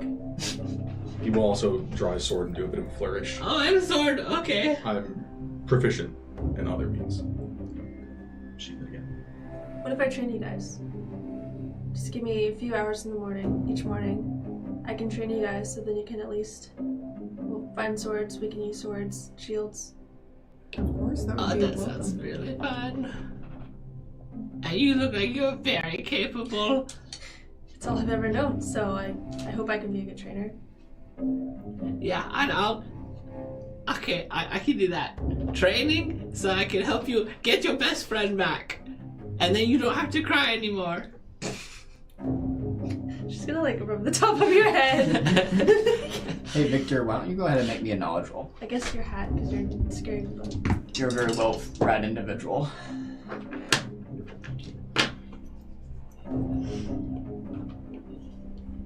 What is he rolling for? Knowledge.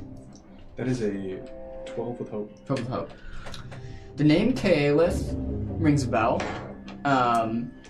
In your readings, you would know that this is a very barbaric tribe that comes from the Northlands. They are very, very hostile. They are very, very able in combat. And while magic is not their prevalent use, they're very, very adept with martial weapons. A lot of Northland tribes, cities fear them and never can figure out where they truly reside. There have been rumors that have come out from a place called the Neondi region that is kind of in the belt of mountains that is near Ironshold. But the one thing that does stand out in all of that is they are very, very well equipped.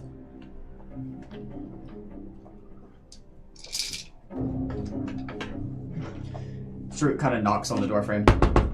Can we come in? Do I have your way? Yeah, you can go inside. I trust you have all had enough time to discuss things over. For now. Very well. The train leaves in 2 days. In the meantime, I've heard you are all staying in the inn. My quarters are yours if you wish to stay here. Oh, can I use it to buy candy and stuff? Oh, my living place. Sorry. Oh, I should have been more clear. okay. I definitely can't buy candy with that. Just mind the statues. The statues. Yes, statues. What do you mean by that? Oh, the relics that I hold from past. My friend here can give you a tour if you seek more information. Unfortunately, I have another meeting I must be at. It was great to make your all acquaintance, though. Rodney will be here if you need anything. Okay, I'm going to bow again. He bows. Very, very deeply. He bows. He makes a point to shake all of your hands. As you shake his hand, Victor, something odd about this individual. Something weird. As you kind of shake his hand, he kind of looks you in the eyes. One eye is looking at you, the other eye is kind of looking around. I sense something special in you, my friend. You are not like the rest here. He kind of says it under his breath quickly and then moves on to the next person shaking their hand. He quickly kind of hurries out. And you are all left there just with Rodney. I was gonna say, while he's shaking my hand, Yes. I would like to communicate telepathically with him. Ooh, okay. What would you like to say? I would like to say, if you double cross us, know that I will find you and you will regret it. Period. And then I'm gonna cut the link. I don't think I need to spend anything. As you cut the link, telepathic voice rings in your head. I assure you, my intentions are most honorable.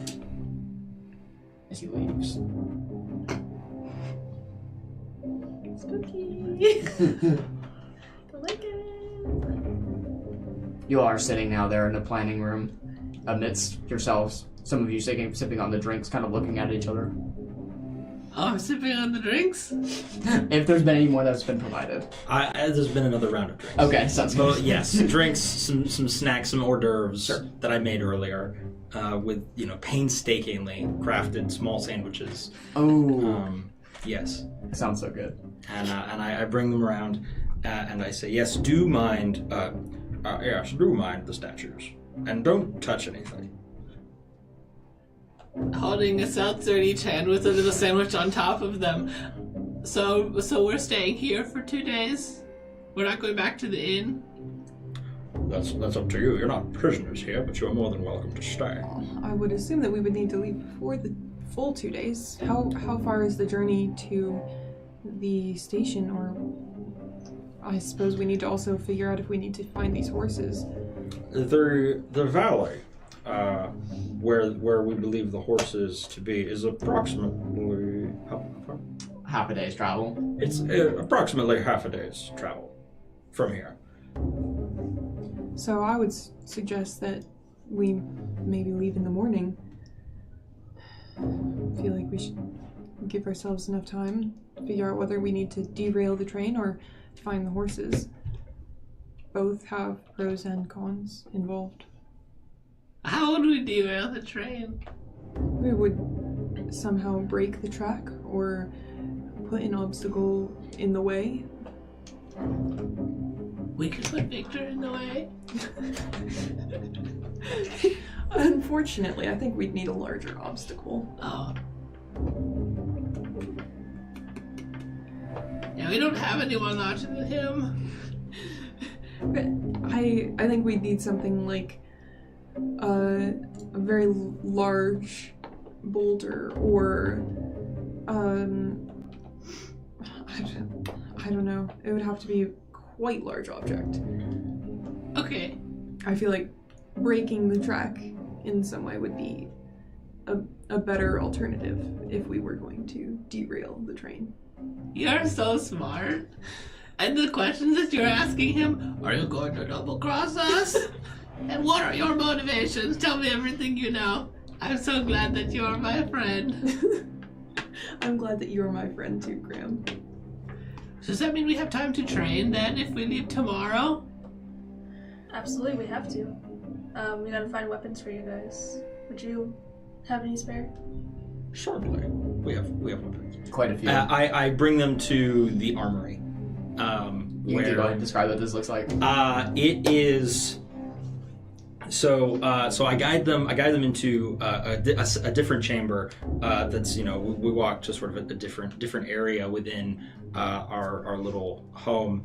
And as we are standing in this space, I sort of motion everybody to kind of move to the side as like rows of weapons come down like the Matrix just past you, and there is any and all martial weapons that you could possibly want are here.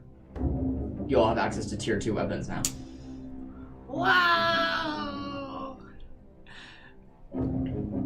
Yes. Okay, what should I use? What do you think I should use, Ivy? She's gonna grab a spear and hand it to him. Sure. You have this.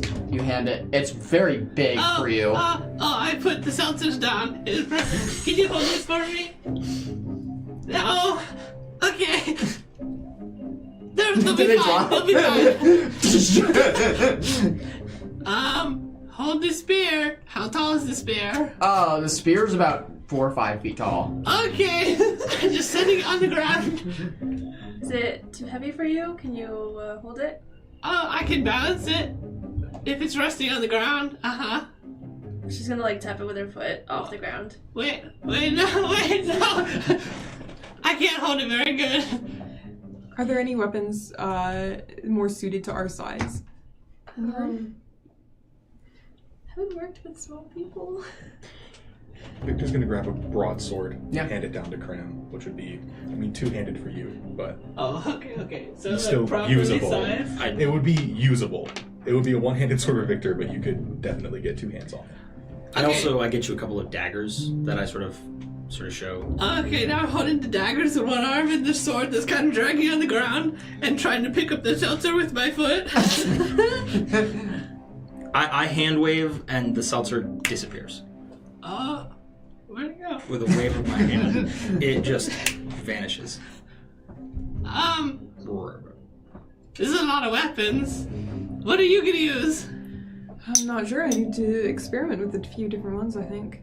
Have you used anything before? Yeah, I've used my spear and a sword and daggers and crossbows and regular bows and great staffs. And I could go on, but yeah, I've used weapons before. Crossbows might be efficient for longer range. They may be. Take very little training too. I myself would not require training for a crossbow, but you might enjoy a crossbow. I probably require training for anything in here. The most I've used is a rock. I'm going to spend 2 fear here. As you all are talking to one another, suddenly, you didn't see this before. It looks like coiled up in a corner, like a dummy, like a made of sandbags, or like something that you would use to practice weaponry against, or shoot arrows at, shifts and moves. As you all look towards the dummy, it suddenly springs to life. It grabs a sword and starts swinging it in the air, not at you, just all like showing that it can move. It looks like this is like a magical practice dummy that you can fight against to train with these new weapons. This doesn't faze you at all, obviously. Is it obvious that it's a dummy? Yeah, it's like made of like either like it's like but big huge sandbags or like just bags of like hay. It's very obvious that it's like just a Not alive, just no, moving. like a construct, if you will. A magical construct. Out of reflex still, I'm gonna take out my sword and like fight it. Sure. As you all watch quickly, Ivy draw her sword and start exchanging. Out of curiosity, how many weapons would you allow us? Let's start with two each. Alright, that's fair. What are you thinking? Okay, I look quickly through the racks, and, I drop all the stuff that I'm holding. What about, I grab this one, and that one, and I have a little, like, truncheon, like a little bat with some spikes on it, which for me would be, like, just this big, and a little hand crossbow, which is like a hand cannon crossbow for me that I'd probably have to hold with 2 hands. Yeah, absolutely. As your hand like holding them both, whoa, as you're looking at one with one hand, you accidentally click the trigger of the hand crossbow, boom, and fires the bullet, hits the ceiling. Can you train me with these? The bet I can. Crossbows aren't my expertise. Oh. Okay, so should we just do this one then? Well, Beckett might be able to teach you with a crossbow. To my knowledge, you just pull the trigger. Yeah, you have to hold it a very specific way, like correct your grip. And basically you look through the sight and you fire. It may take a little while to get used to aiming properly, but Okay, I'll keep these 2. As you have grabbed the weapons, Saruk comes around the corner. I'm so sorry if I might just pull my friend away really quickly, Rodney. I must be leaving to that meeting very soon, but I just wanted to have a quick word with him. Excuse the interruption. As he pulls you aside and kind of like into one of the rooms. Take them to the fields tomorrow to try to find what they seek for the horses. Don't forget what we've talked about. And also I have a gift for you. As he takes out of his bag a small little gold amulet. He hangs it around your neck. And kind of, it looks like it's been perfectly fitted to your small frame.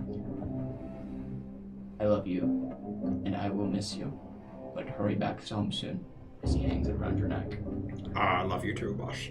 You got it. As he kind of gives a blink, he kind of ushers his way out the doors and up into the streets of the town of Burt. And that's where we're gonna take a break. What was that? I just wasn't expecting you guys to be so close. I think it's illegal to be in love with their boss. Just had to say. Thank you for And we'll be right back.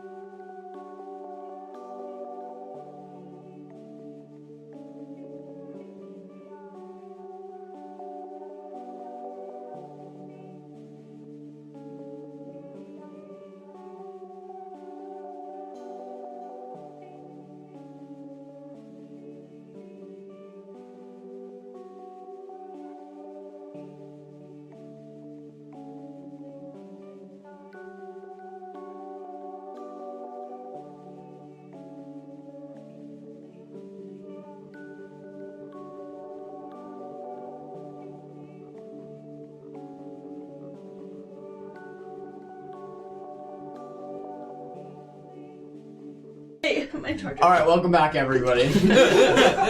Leisha has rolled 2 out of the 3 times on a D60 and has rolled a 9 and a 3. And now she's going to roll again to see what she gets this time. 3? And we figured you all would Give want me to good see. luck, please. Give me your twinkles. I need it. Let's see it. Well, it's gotta be pure illusion. I'm gonna cry. Sadie's on the Please other be a side of the 1. screen right now. Stop it! Please be a 1. Stop it! Wow. What is it? It's a 9. No, wait, hey. Wow. Hand me that. I'm gonna laugh really hard. No! Oh no, where'd it go? It's right. All right, okay. It's about to get like a 45. I will literally start crying. Hey, it's not much better. That's a 12, Yeah. 12? Yeah. but it is better. Okay. It's a little bit better, at least. At least it's 9 double plus 9 is an digits. 18. We're gonna see. Oh, Assassinate. and that's a 39. 39. So out of the 3 rolls, I didn't crit. Assassin I was die. hoping I would, but Whoa. Bless you. Nice. Stop! Sorry. I can sneeze in direction. Will you The mic. keep it down over there? Being The mics distracted. can't handle this. It's too loud. Anyway, we had coffee, so we're ready. We're to back. We're so back. Locked Chat, we're in. back. All right, so where we last left off, the training Uh-uh. dummy has sprung to life as you all are kind of equipping weapons of the various tier 2 variety. To give a little montage of what this looks like, Ivy, do you want to give us a few sentences of how you train everybody in the next few hours with this training dummy? But bing bam boom. Wow, that was great. That's a 9, alright. I'm so trained now. Bing bada boom. Depending on the melee weapon, because she only specializes in melee. Melee? How do you pronounce it? melee. Melee. Melee. Guys, it's the rule 3 that I got, okay? With the weapons that you guys have picked, she's gonna just kind of like show the basics of like how to hold it, like how to swing it without killing yourself. And then she's gonna kind of let you guys practice, but then she'll like do one-on-one time of like fix your form. The cute stuff. Make it look pretty. Yeah. You can tell when she is training that she knows what she's talking about, even though like I'm not explaining very well, because she has grown up doing this her entire life, so it's like a second nature for her. So she can help point out like the big things and then file back down to like the finer details. Exactly as described, you all are able to get more proficient with some of the weapons that you have all chosen, and you're kind of practicing with this magical dummy full of hay, and kind of going back and forth with a couple swords, or maybe you shooting with your hand crossbow and getting better aim with it. And Ivy's instruction and kind of helping all this helps significantly as some of your weapon proficiency grows, and you're able to take 2 weapons each from this huge inventory of armory that you have in front of you. Eventually, about 2 or 3 hours goes by before, if there's anything else anybody would like to do before taking a long rest here. It's about 12 p.m. actually in the afternoon at this time. We're about to sleep. I was about to say, or short rest. You could take a short or long rest, or you could go straight to the valley. It's up to you guys. Do we need to sleep though? Because I feel like we just all woke up. I'm not very tired. I got so much exercise and now I'm really ready to go. I'm all energized. Would you count like us just like hanging around and like talking? Yeah, if you want to do a short as rest short for an rest? hour, absolutely, yeah. Okay. Like eating, drinking. Yeah, you're all just kind of hanging around, training, like, you're up, like, passively, some of you are training, some of you are just relaxing in the armory. That definitely counts as a short rest. If that's all what you want to do, you guys can go ahead and take your short rest actions. As you kind of just hang around. You are then ready to make your journey to start headed towards the valley, or the meadow. Should we discuss whether we should look for these Eclipse breed, or whether we should think about a plan to derail the train? Which direction do we want to go? Is the track in relatively the same direction as this meadow? In which case we could talk on the road. Yes, the track does go nearby the meadow. Alright. I Yeah. could kill 2 birds with 1 stone. Look for the horses and attempt to derail the train. I think if your goal is to avoid bringing to avoid excess people coming after you, then perhaps derailing one of the most significant economical and sort of military items in this whole region, boarding the train might be. If we can arrange to find these horses, if we can board the train, that might be preferable in the long run to destroying it. I agree. That will probably wise... paint a target on your back.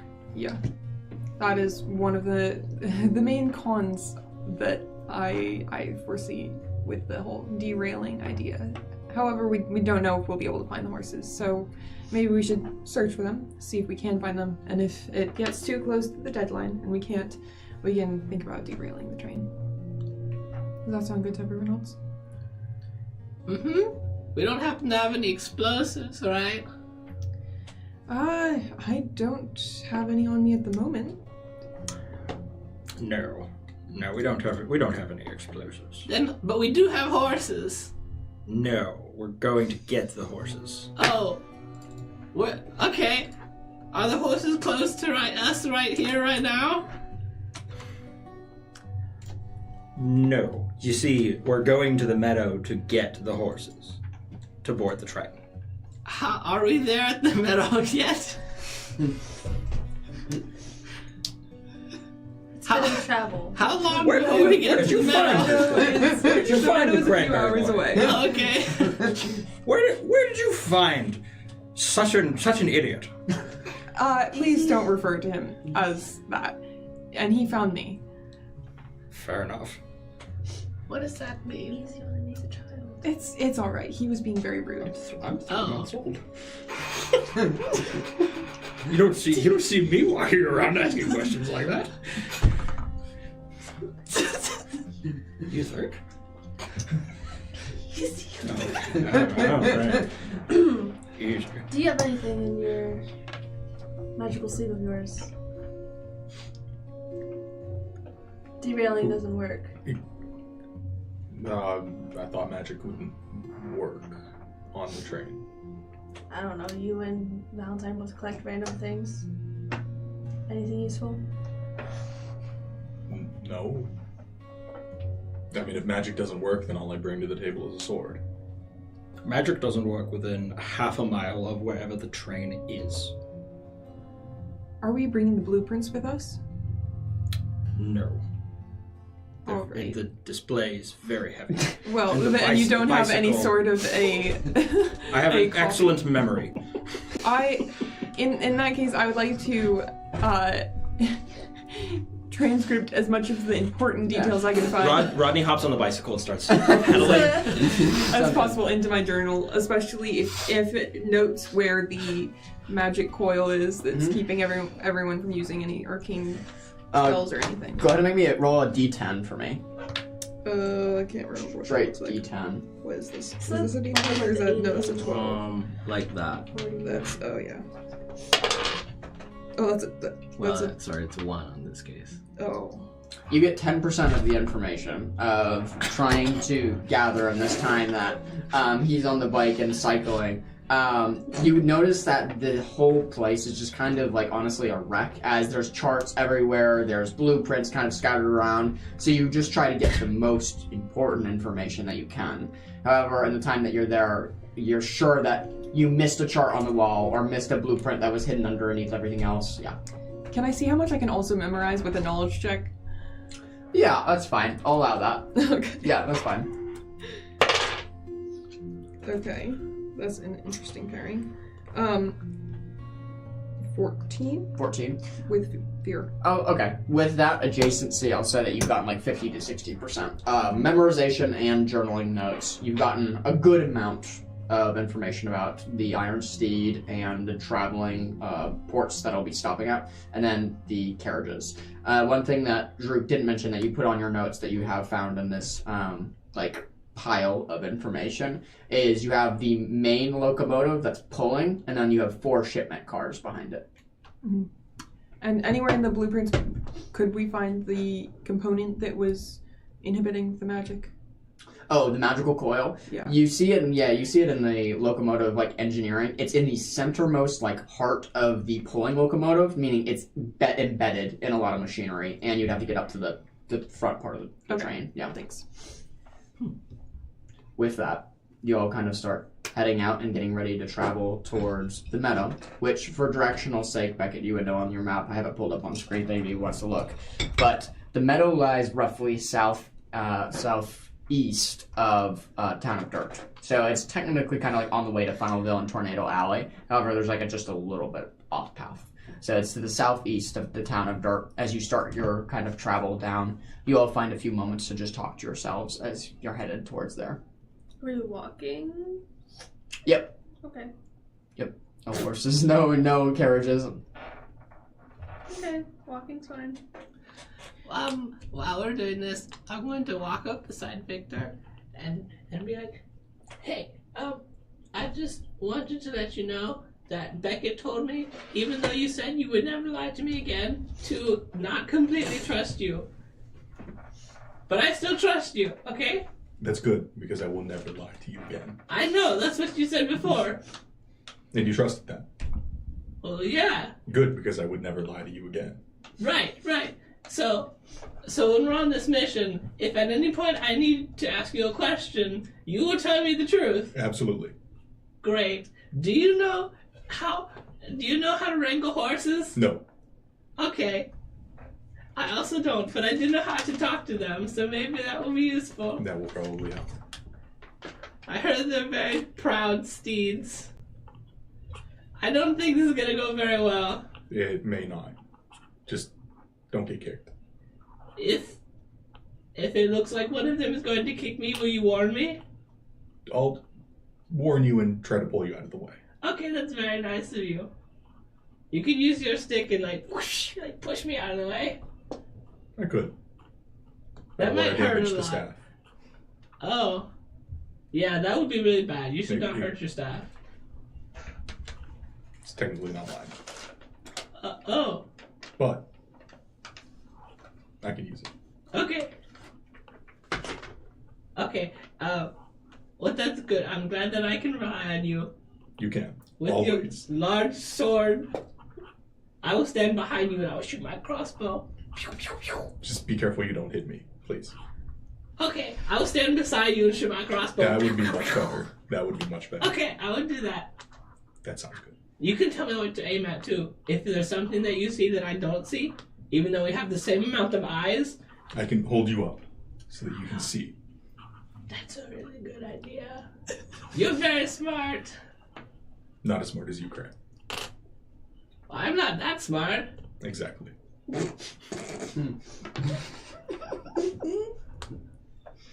Okay. Okay. Yeah. Can I walk up to Beckett Mhm. while they're having their conversation? Mhm. Okay. I'm gonna go up beside you and just kind of be like, I appreciate you and Cram joining me in this. Of course, I appreciate you being honest with us about the dangers and some of the context. I hope that my apology earlier meant something to you as well, because it's been bothering me a little bit. You know, the whole lying thing is not really my cup of tea. Yeah, it wasn't.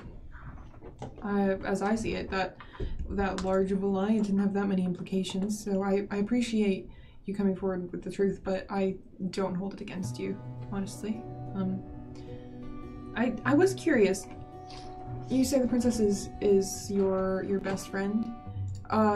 When you're reunited with her, will you be leaving us to go back up to Ironshold? Depends on the state of the princess, what the kingdom says. I've sworn duty for my entire life with that kingdom, and specifically the princess. So where she is and what she needs to do is where I will be. And what about Valentine? I see you're sort of protecting her in a way now. Is she a secondary charge?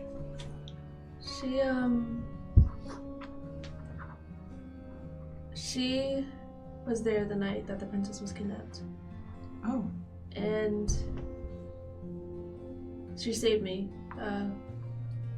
I got my butt handed to me a lot that night. I don't know what happened. I don't know what was going on in the kingdom, but something was off. I owe her my life for everything that she's done for me. So I will take care of her until I know that she is safe. And, well, she's rather a rebellious one, so there's not much she'll let me do, but regardless, I still will be taking care of her as much as I can. But overall, the princess is my goal. I admire your sense of duty and honor. It's all I've ever known. It's my life. I also wanted to ask you about the ingredients that you're collecting. It's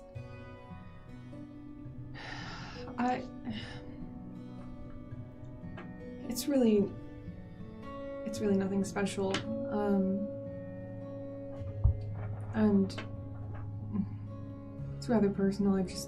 I don't like sharing it, but as you've shared so much information with us, I guess I do owe you a little bit of an explanation. There are ingredients I can add to some rather special inks that I make. I'm sure you've noticed I have my entire body covered in tattoos, and they're not just decorative. Basically, I'm rather embarrassed about this point, which is why I'd like to hide it as much as possible, but I don't have any innate ability to connect to the arcane. I have to go through loopholes to get access to any of these spells, and the tattoos help. I can access specific spells when I inscribe the runes.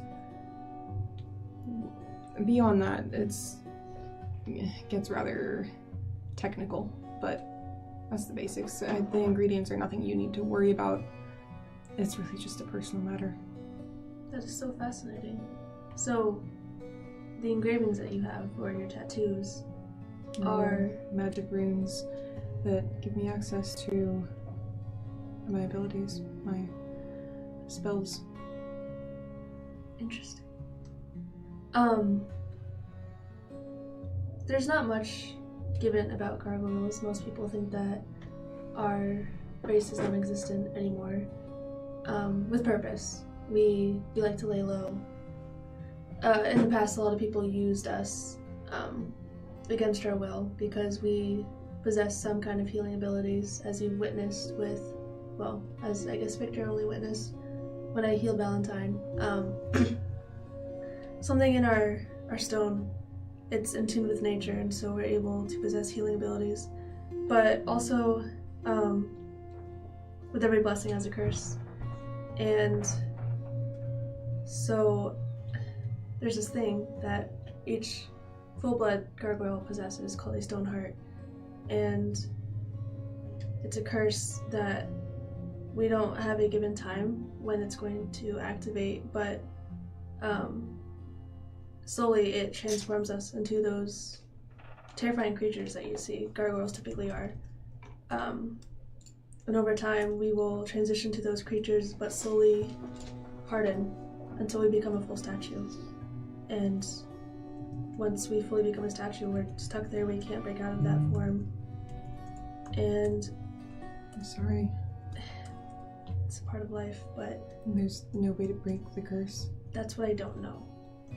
And My dad is fine. My mother, unfortunately, after I was born, was about 3 when she hardened to a full statue. So we don't know any time frame. It's random. I want to find a way to break it. And I was wondering if maybe, because of your knowledge and ingredients and the technology behind them, maybe you could help me with that? I would love to look into it. I'm afraid I've never heard of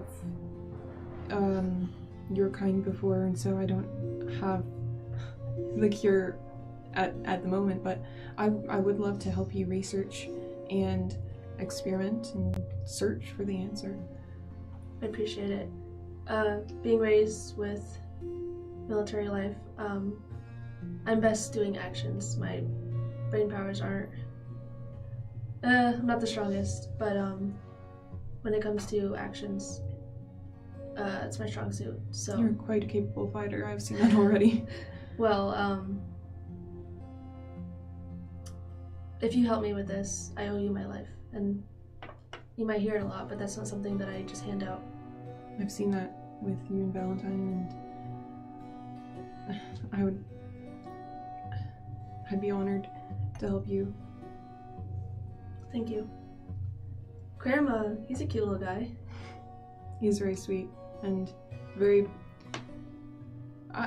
I believe he's very brave, even though he might not give off that impression immediately. He's been through quite a lot since I've known you guys. He has, yeah.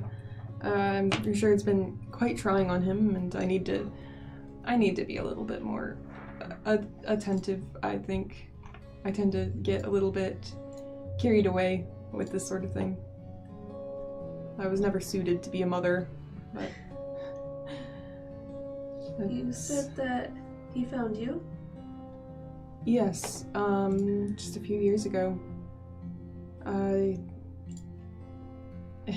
He ran into me, quite literally, and I, in a way, helped him out of a bad situation.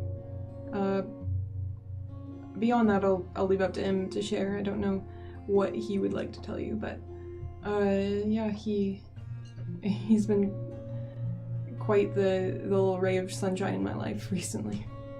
You know, being from the Northlands, you'd think I would know, especially in the Kingdom, I would know all about what goes on, but I haven't really gone out since now, finding the princess, so what is Withernot like? I'd love to say that it's the grandest city you'll ever be to, that you should visit immediately, and that it's marvelous, but in truth there's quite a lot of corruption there, and I have grown fond of certain elements and have made some friends, but in general, I believe it's a city of corruption, and I'd advise that you be wary when you visit, if you visit. It's not how I used to be. No, I've heard of its past, its history, but it fell a bit in recent days. Thank you for sharing that with me. I appreciate it. And please keep the stone heart between us. I will, of course. I understand. Thank you. Of course. As you keep walking down the pathway, you notice that it's taken nightfall now, as it is a half a day's travel to get to the valley. You guys have been walking for several hours. The stars kind of starting to illuminate, and the moon has kind of risen and illuminated. You notice that as you're getting closer to this valley that Rodney is leading you to, the environment is slowly starting to change. You notice that the dust clouds and the rocky ground that was underneath your feet is slowly changing. There's foliage and flora and fauna now starting to dart around this area, as this area that you're entering into, almost like an oasis in the desert. It's lush. It's beautiful as you're starting to enter into this very grassy, like, knoll area. It seems so bewildering to be here in Tarsus amidst the entire chaotic landscape that the desert once held, as you slowly kind of make your way into this very grassy knoll kind of area. You see flowers about. Graham, go ahead and make me an instinct check. That's pretty good. Okay. Instinct, right. 26. 26? Yeah. That's crazy. With hope. That's crazy for instinct. As you are kind of being very wary, as this is a new environment and you're not really sure Too hard, boy. where you are and what you're getting into. You're looking around, and as the group is moving forward, you just stop for a second and just take a look back to see where you once have come from. Probably 50 feet away from you, behind you, you see a beautiful woman, one that you recognize before. You see the vines entwined around her arms, the huge antlers coming out of her helm, the mask that covering her face. And she has a beautiful smile, kind of just looking at you. You can hear her voice resonate through the air. This is your test, my child. They need you. I stare blankly and don't say anything, but the rest of the noise and movement of the group is completely outside of my attention as I'm fixed on her and just give a slow nod, my mouth slightly hanging open, and reaching up to hold my necklace as I feel it like glow a little bit and be really warm. Use your necklace. As she kind of gestures to it as you are holding it. Does the thing that you gave me, my little choker, is that doing anything? No, Okay. but that's a very good question. Okay. Nothing is seeming to happen. However, we'll say Ivy just for happenstance. You do look back to see Cram just standing still, looking out into the nothingness of the meadows, just looking into the dark, just staring, and him kind of clutching. Looks like kind of his collarbone area. Can I insight check? Yeah, you can insight check. As the woman looks towards you, they need you. Go. And she gives you a gentle nod. You can watch just her form fade into the flora and fauna that is in this area, particularly the flora, as it looks like the vines that intertwined her looks like they just suddenly she just forms into a beautiful like oak tree. Like as soon as you blink, you can see the form just naturally change into this beautiful oak tree. Like she's one with nature herself, as she just has this beautiful ability to, it's not like an animal ugly transformation that you've seen amongst other druids. This is a very natural, beautiful change that happens so effortlessly. This lady is full of grace, as you've seen the warden once more before. As you stop and take a breath, what was your insight? 3. 6 crit. with hope fear. No, I crit. Oh, you crit? Yeah. 3. Wow, okay. I wasn't expecting that. I wasn't either. I Um, was waiting for 1. you notice Cram is enamored by something. He has stopped dead in his tracks and is just looking with his mouth agape, just looking at something. You can tell he sees something that you cannot. And as he's looking into the nothingness, something is truly amazing to him and something has gripped him. I'm gonna go over and lightly touch his shoulder. Oh, Is everything okay? mm-hmm. Yeah, it's fine. Thank you for noticing. I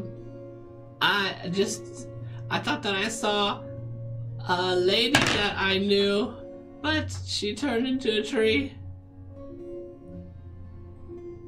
Are there any trees around? There's one like oak tree that's kind of sitting out in the like 50 to 60 feet away. That tree? Yep, that's the one. Do you normally see? Sorry, I'm being very vague. I should tell the truth. There's a forest spirit, I think she is, who saved my life once. And I don't really know where she is or where she's from, but I feel like I can feel her presence in the nature around me, and I've asked around and looked through books, and the best thing I found so far is there was one man who me and Beckett met on a boat, and he called her like the Warden of the Woods, and I did meet her in the woods, but I see her very rarely, and she just appears sometimes and whispers into my mind through the wind. But she's very kind and caring. That's And she turned into a tree. intriguing. Intriguing, yes. It's... I didn't mean to do that.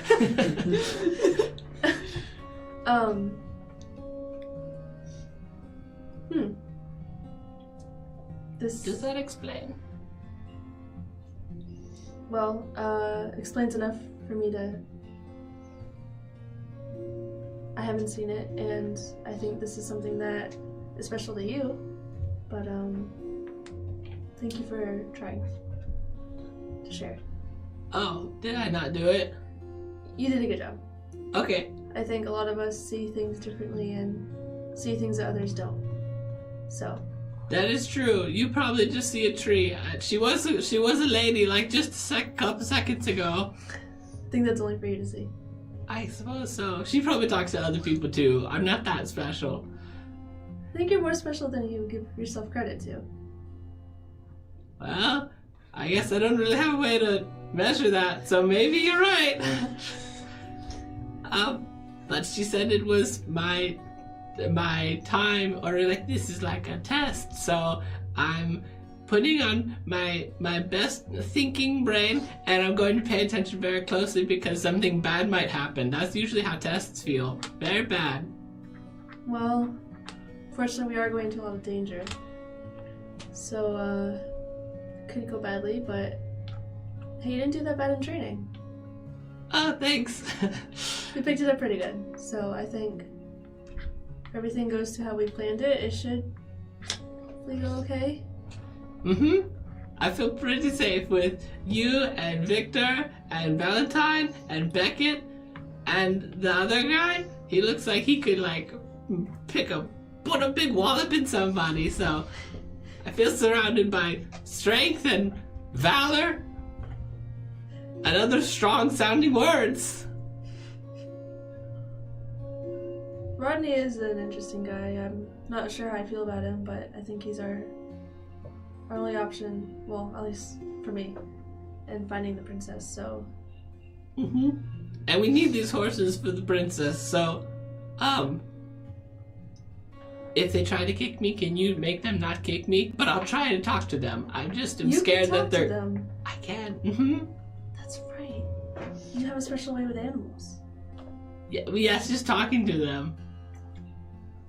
But you connect to them on a different level then. Like, if I were to talk to them. Just talking, yeah. But you can understand them. Mm-hmm. See, I can't. They say, like, nay. So, you've got that special ability. Yeah, they don't sound like that to me. They sound like... They don't sound like you. You don't sound like a horse, but, like, they talk... Like, I think we should just go talk to them. Well, that's if we find any, but... Is that something you can do? Try to Find horses? get them on our side if we do find them? I'll try. Mm-hmm. Appreciate it. Anything to help you get your best friend back. And you don't have to cry. If you need to cry, you can cry with me. I'm a very safe person to cry with. I cry all the time. All the time? No, it's a phrase that I learned from someone. I cry like some of the times, but most of the time I'm not crying. Like right now, I'm not crying, I don't think, right? No? Okay. Yeah, then we should go find the horses. Okay. Okay. As you guys' conversation concludes, Rodney, you've just entered into the threshold where kind of the desert meets the lush area of this garden-esque place. And you know it's now your time to kind of instruct everybody of how the procedure works from here that Zhruk has instructed you from here. Yes. So Rodney is going to kind of gather the group and say, all right, folks, listen up. So the first thing is we need to find the horses. And then, really nothing else matters until we find the horses. So let's focus on that. Let's find the horses and really, I think step one is what we should focus on for now. And he is actually going to use his ability Rally. So everybody take a D6. Nice. If you have one, I believe you get you get 2 D6, or you get. Nice. We have 2 rallies out. You got 2 rallies now. Good rolls Rally. incoming. Good rolls incoming. Oh, thanks. There it is. So yeah, if you you have an additional D6 rally dice at your disposal, and Rodney turns and starts walking around, looking for horses. As you start walking around, you can see Rodney's just picked a direction and starting wandering and maneuvering, seeing if he can find any particular fauna that are the Eclipse breed. You all can stay together as one group, or you can go individually throughout this valley, as it's a large expanse. What would you guys like to do? I'm gonna go with Rodney and look in every place that he looks after he looks in it. Okay, amazing. You can see Rodney will check around a tree, and then Cram will check around a tree too, and it's just the shadowing of movements until you catch him the second or third time that Cram is just following you as you're looking kind of around the meadow. Yeah. Hey, Cranberry. I think it might be a little better if we look, in different directions. We could be in the same place, Okay. but look in 2 different directions. Twice as likely to find a horse. I was trying to double check. I've heard that double checking is a good idea. Okay. So we don't need to double check right now. No, Okay. the horse. You know how big these horses are. Pretty large. Yes. I've never ridden a horse. I'm not surprised. But you said we should look in different places? Mm-hmm. Okay, I'm just going to turn around, and then when I hear him moving, I'm going to walk backwards the same way that he's walking, but I'm looking away from him. Exactly as described. You're watching now the other portion and kind of monitoring the area. Yeah. You now have a great periscope view. You're looking at the front, he's looking at the back. Just make No sure. horses back here. Let me know if you see any. Okay. Cranberry. As you all begin your search around the meadow, we'll have one group roll. We'll have you be the leader, and then we'll have you guys do instinct rolls to attach to it. So go ahead, everybody but Wyatt, go ahead and roll me an instinct roll. And then this is going to contribute to your instinct roll to try to find some. Okay. 13. 13. That's +1. And just a reminder, You don't take home. only you take Hope or Fear Okay. for this roll because you're the leader, and the rest of us are just adding or subtracting from your roll. Thank you. Yeah. Because I don't actually know how this works. No worries, you're good. +1. 14. That's +2. Or 9. +1 total, so +2. 9. 9, that's -1, so +1 total. Can I add a rally die to this? Yeah, you can run it really down. Oh yeah, that's a good thing. Shoot. 26. 26 +2. Oh. So +3 total is coming to your roll. So go ahead and roll me a straight instinct check with your instinct modifier, and then you got a +3. All right. 11 with fear. Can I add a rally die to that? Yeah, why not? Okay. Can Why I have not? a D6? No, you cannot. Oh, okay. That's a 2, so that brings me up to a 13. Did you add? Plus the, what was Plus the 3. Plus Plus 3, three. so that would be 16. 16. Nice. Okay. As you are looking about the valley and searching around and trying to see if you spot any, there's a couple horses that you do see that you distinctly know they're too small to be the breed that you're looking for, so kind of just dismiss them as there's wild horses kind of just roaming around in this area. You search for like an hour or two. You almost have given up hope of finding like this, as you all are just like, are they even here? Is there any truly Eclipse breed still left or here around in the valley? And that's when you see it. What looks to be two of them drinking by a river. A nice little like stream is kind of trickling down, and you see these two huge horses roughly 100 feet away from you, as you quickly stop everybody and get everybody in the shadows real quickly, trying not to startle them as they don't appear to have seen your group. You can see like how beautiful and regal they look. The moonlight is hitting their bodies and kind of like reflecting off and onto the ground. They look very mystical as they're sitting there just drinking the water. Even from here, you hear a coming from one of the horses. It's very loud. It echoes kind of throughout this valley, making it very intimidating to approach. Everybody, step 1, complete. Jackpot. We did it. This is wonderful. Are you sure this is the breed? Yes, look at them. They're right over there. Step 1, perfect. Well done. Step 2, get the horses. So, yeah, step 2, we need to get the horses. Anybody got any ideas? You don't have a plan? Yes, I have a 2-step plan. Just find the horses and get the horses. You don't know how to get them. Tame them. No. That's why you're here. I have a plan. I could go talk to them, and then maybe they can be friends with us, and then we can they can help us by letting us ride them. That's a 3-step plan. You know what, Cranberry? I think we'll be all. I think that'll work.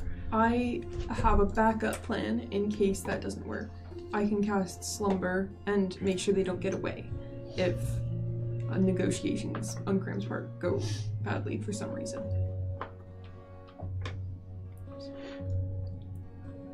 And do you think that maybe you could like tie like a rope to me or something so you could pull me back in case they try to kick me? You'll be okay. Oh, I'll go with you, Cram. okay.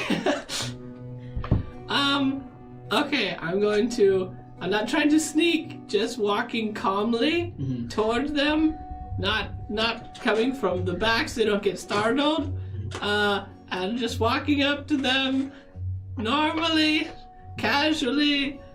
Hello, horses.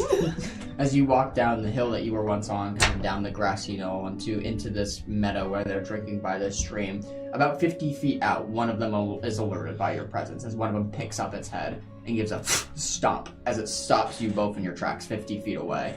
As you have notified now both of them as they're both looking at you.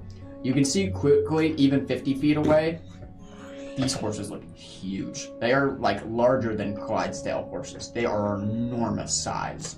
And to you, it looks like you're fighting like a dragon, like how big it is compared to your body size. It's very, very intimidating. You take a stress as you're just looking at these two huge beasts. Ivy, you kind of notice Cram like start shaking a little bit. Just put a hand on his shoulder and kind of give him a little squeeze. Okay, it's a test. Test time. Okay, let's go. I take like 2 more steps and I'm trying to speak to them and understand them. So I have to roll for that. Yeah, go for it. You're using your rally? Is there any way we can assist? No, unless you have animal speaking. Yeah.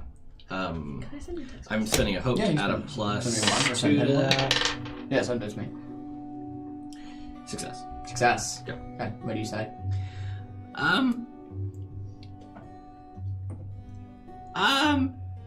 Hail horses, you look very strong and tall and bold. Me and my friends were just admiring how strong and tall and bold you are, and we're wondering if maybe we could be friends and we could give you really good food and then you could help us out with a little task. The two horses stop and look to each other. I saw your hand up. What does this sound like to those of us who don't speak horse? Just like their noise is like that. And Crab's noise is like that.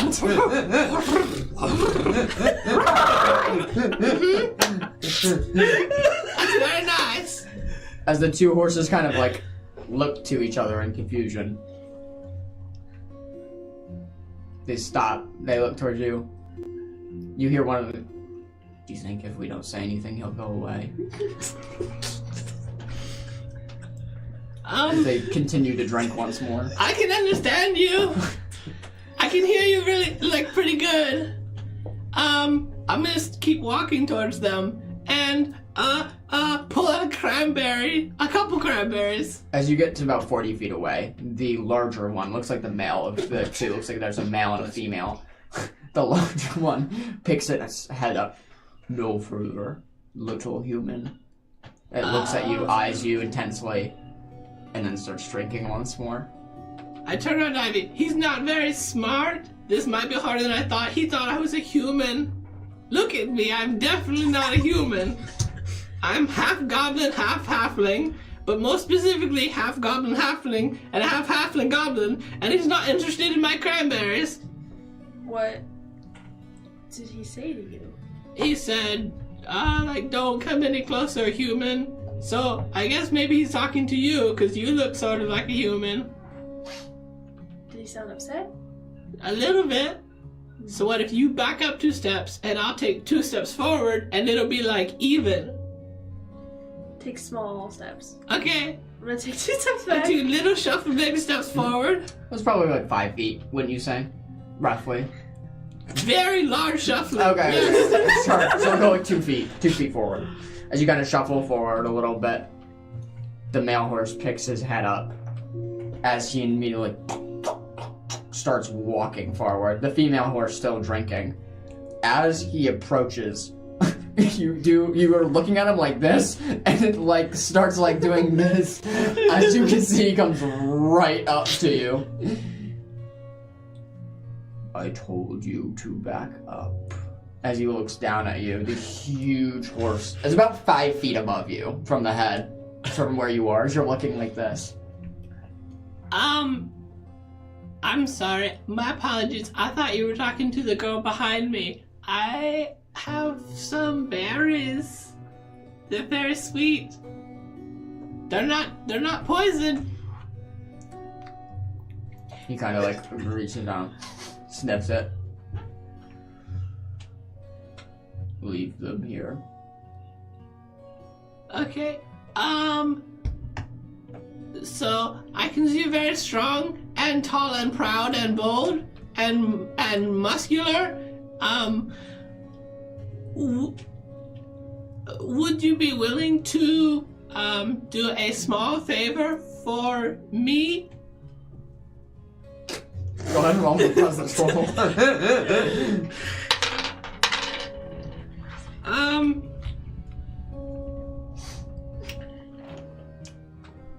That's a 4 Oh, no. with fear.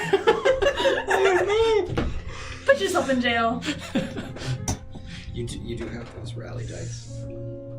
Too late now. Insulted by your task as you watch him turn away and pick up one of his hind foots and stomps it on the ground as a warning. Doesn't hit you, but is enough to kick up a huge just dirt, and it flies in your face. Starts walking away from you. You being so close, like some of the dirt spray definitely hits you as well. As it's just the huge horse leg and how much power it has with its hoof, it cuffs this just like wave of dirt, and it just hits both of you as it like showers both of you. Wait, excuse me? Let's see if it responds. Are you talking to them? The horse. Go ahead and roll me a presence roll. Please, horsey, please. Oh no. Un momento, por favor.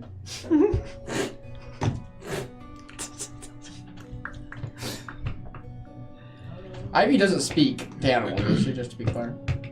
Ivy got an 11 with hope. Okay.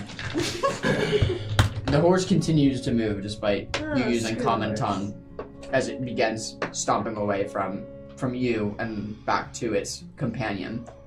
You do notice something. Just something about the protective nature of this male horse leads you to believe that the female horse that he's with is either related, his wife, whatever that might look like, but it's someone who holds special to him, as he seems to be quite protective. Okay. That didn't work very good. See that. And I'm covered in dirt, but, I'm good. I'm trying to be smart like Beckett, and I'm thinking of a new idea. Okay, one idea. How did it go? What? He is just very proud and tall, and he said he was, like, very offended that I was addressing him. But I have an idea, so, hold on 1 second. I'm going to run to the nearest tree Okay. and hide behind it and transform into one of these horses. Okay. Easy enough. You don't have to roll for your transformation, right? No, it's just a stress. Okay. As you take your stress and go run one of these trees and immediately make your transformation into one of these horses, Ivy, you suddenly see a third gigantic Eclipse breed horse kind of begin to trotting its way down the river. That's where you're headed, I assume, right? Yes. Okay. As you make your way forward, both of them pick up their heads with intrigue as you get closer and closer. Okay. Clap, clap, clap, clap, clap. I'm clapping up to them. Greetings, friends. As they just stare at you, emotionless, just looking at you. I have a very, urgent request that I have to make of you. You hear the male go, "Pfft," and kind of look at you. Looks to his wife. I didn't know the small human could change into animals. And like looks back towards you. In keeping with being another horse, maybe we could just you could. One of my horses is in trouble. It's captured. I need you to help me get it back. The male takes a few steps towards you, where you feel the ominous feeling getting a little bit tense in your soul. Who are you? As he looks kind of deep into your horse eyes, as it feels like he's looking right through you. It feels like your whole soul is being just absorbed by this enormous horse, as he just looks at you with these dark navy eyes. Why have you come here?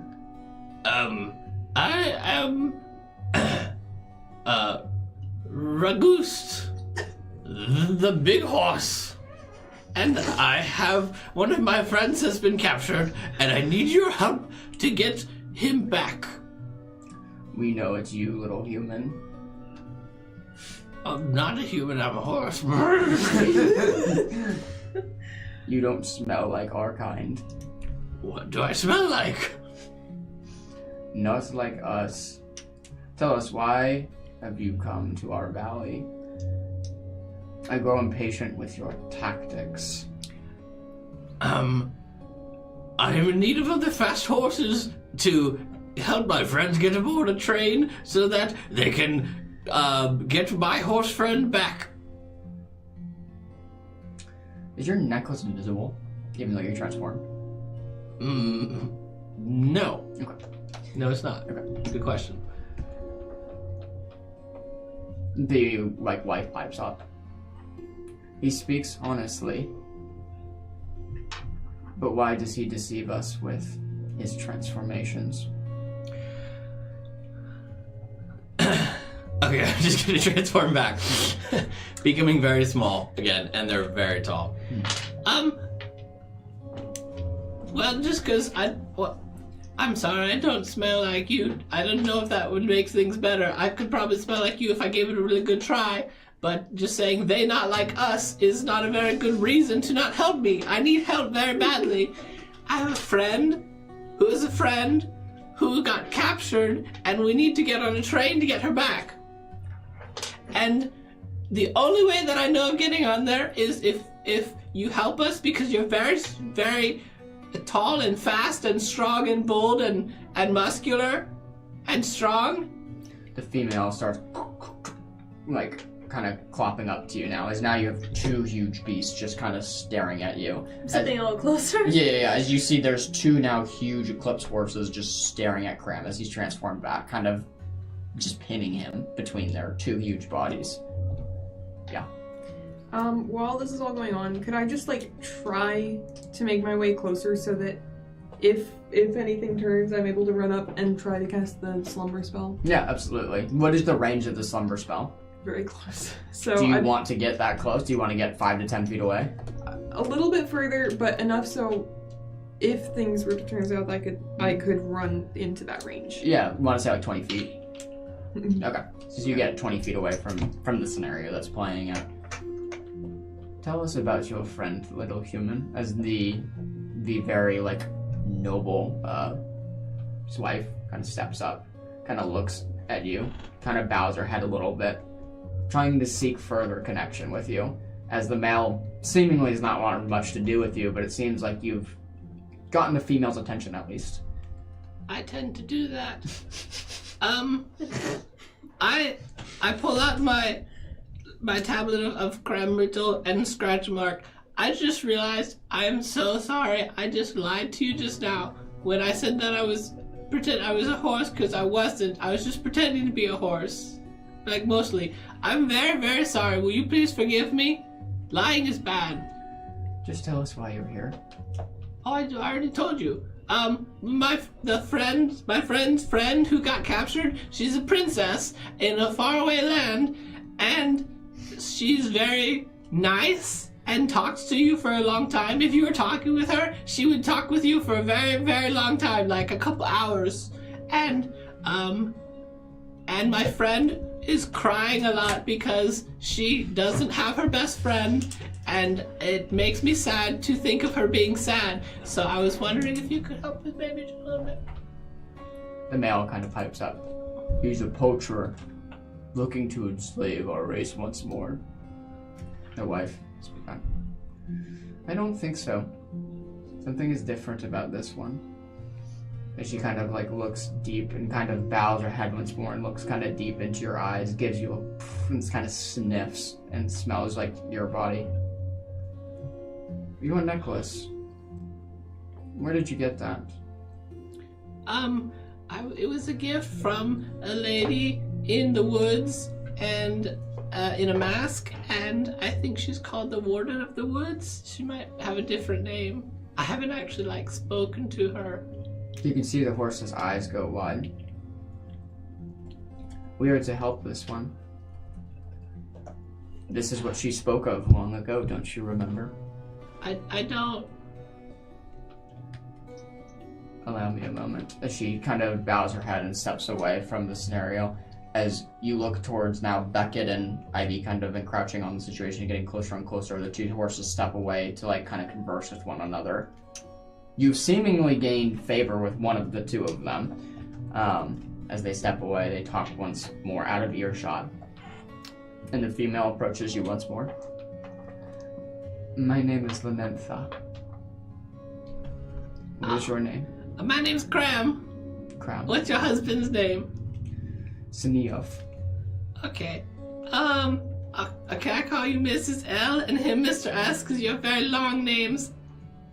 Very well. My husband will not be joining us, unfortunately. Okay. However, I am inclined to help you. I too hear the voice of the warden, and she's beckoned to me a long time ago that this moment would come.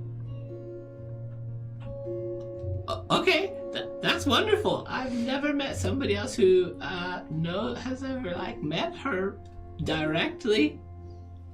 She kind of picks up her huge head and looks out on the knolls. I think you will meet her more often. She speaks through nature, through flora, through fauna. She speaks through every living thing. Once you know what to look for, it's quite remarkable, really. Is she speaking through you right now? I don't think so. But what I will tell you is this. I will agree to help you, but once we save your friend, or your friend's friend, I will depart, and I will come back here to be with my husband. There will be no further action after that. That's okay. You hopefully know that the Tildarians haven't been very kind to us. You large horses? Well, yes, but to Eclipse horses in general. Oh. I didn't know that, but now I do. I can sense you're kind-spirited. Oh, thank you. I've never been told that before. I didn't know that I had a spirit. That's very fun. So then I have all these people back here. Do you think you could carry us? Or is that too many people? She picks up her very regal head and looks towards you all. Probably not all of them, but some of them. Okay. Would you mind if we waited until tomorrow? Sure. Would you like to make pleasantries with your friends and introduce me? I guess I can't exactly do that properly. Your okay. friends don't speak our tongue? No, they're not. No, they don't. Well, but that one's Ivy over there, and then there's Beckett. She's very small. She's like me. And then there's Valentine and Victor, and that one. You can see there's just a little smile that comes, like, her kind of lips curl a little bit from her lips and gives just a faint smile to you. And in that moment, the people who are closest, which would be Ivan and Beckett, while one of the horses have seemingly, like, snapped off and have just disappeared into the night, it seems Cram has taken a sweet hold on one of them, as one of them has stayed and conversated him with quite a time. And as Cram is kind of talking back and forth, this huge Eclipse horse is following him. He's seemingly tamed the horse. Okay, I turn around. I'm just gonna get on like one knee just to kind of show respect to the horse. Yeah. As you get on one knee as it passes by, you can see Lynantha kind of bow her head. Would you like to ride?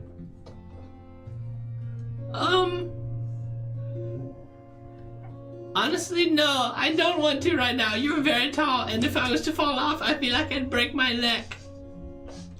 Very well. As she kind of looks towards you, as the Eclipse breed horse gets closer and closer to you, you see the huge true size of it. The steep black mane kind of coming off of its neck. Its stark black tail kind of swinging. The skin color is think midnight blue. It's a very, very kind of cool colored horse. You can tell just being in its presence, you feel like you shouldn't be there. You feel like you are to have the honor to be in its presence. It gives off a very regal, very upstanding feeling. And there's just an air of power nearby it. Like, it feels very, very powerful. It feels very, very ancient. Like a very, very older horse. As Lynantha follows you, very cautiously but carefully, looking and eyeing over all of your friends. Okay, I completed step 2 of the plan. Well, mostly. I think you said get the horses. We'd found horses, but I got a horse. Is that still completion? You see, it was a brilliant 2-step plan, executed beautifully. I'm more of a big picture guy, you see. So we found the horses, we got a horse, and we will. Yes, this will work. We'll figure it out as we go. Okay. I'm a big picture guy, you see. That's very good. I'm glad you're very understanding. Good job, Cranberry. Thank you. No one draw your weapons, please. She's friendly and she wants to help us. And her name is Lynantha, and she's very tall. I'll just kind of look up uncertainly. Just, thank you. And I'll her name. Do you know if she can carry all of us? Nope, she can't. All right. Graham, a moment ago, you turned into one of these horses. I So that's did. 2 horses. Oh, but I'm not a horse. But you can turn into one of them. Yeah. And then you can transform back into yourself and sort of jump, and we'll catch you on the train. Yes. The only thing is, I think this is very smart. I can't Big jump. picture. I can't jump half a mile. So I think if I go within half a mile of the train, I don't think it will work because it's magical. That is a flaw. So unless you have if you have like a booster or another jump pad, I could maybe jump half a mile and then we could be flying, and then I could transform back from a horse. You know, and then we could land on. You know, Cranberry. We might need to make 2 trips with the 1 horse. You can jump pretty far, can't you? 30 feet. Not half a mile. I'm thinking 2 trips with the 1 horse right now. Yeah, we could position one group further up the track so that the horse didn't even have to turn around. Just continue on, grab the next group. Perfect. Yes. I could have a bird carry me. Do you think you could find a bird strong enough to carry you? Yeah, probably. Listen, Crab. I think a simpler plan might be better here. We don't need to find horses and birds. Okay. Just horses. Okay. We found the horses. Oh, that's we true. got the horses. Well, we And got then a horse. perfect. Good enough. There's a margin of error in the Okay, so no birds. No birds. Do we need any dogs? No. Okay, just horses. I already said that. Okay. You're learning. Yeah. Good job. Thank you. Okay, I'm blushing now, aren't I? I give you some cranberries. Oh, you have cranberries too? I give you I crack open a seltzer and I give it to you. and somehow it's still cold. Hey, you're incredible. Okay, continue conversation. So this is a wonderful adaptation of the plan. We will split off, and then with 1 horse, we will board twice in succession.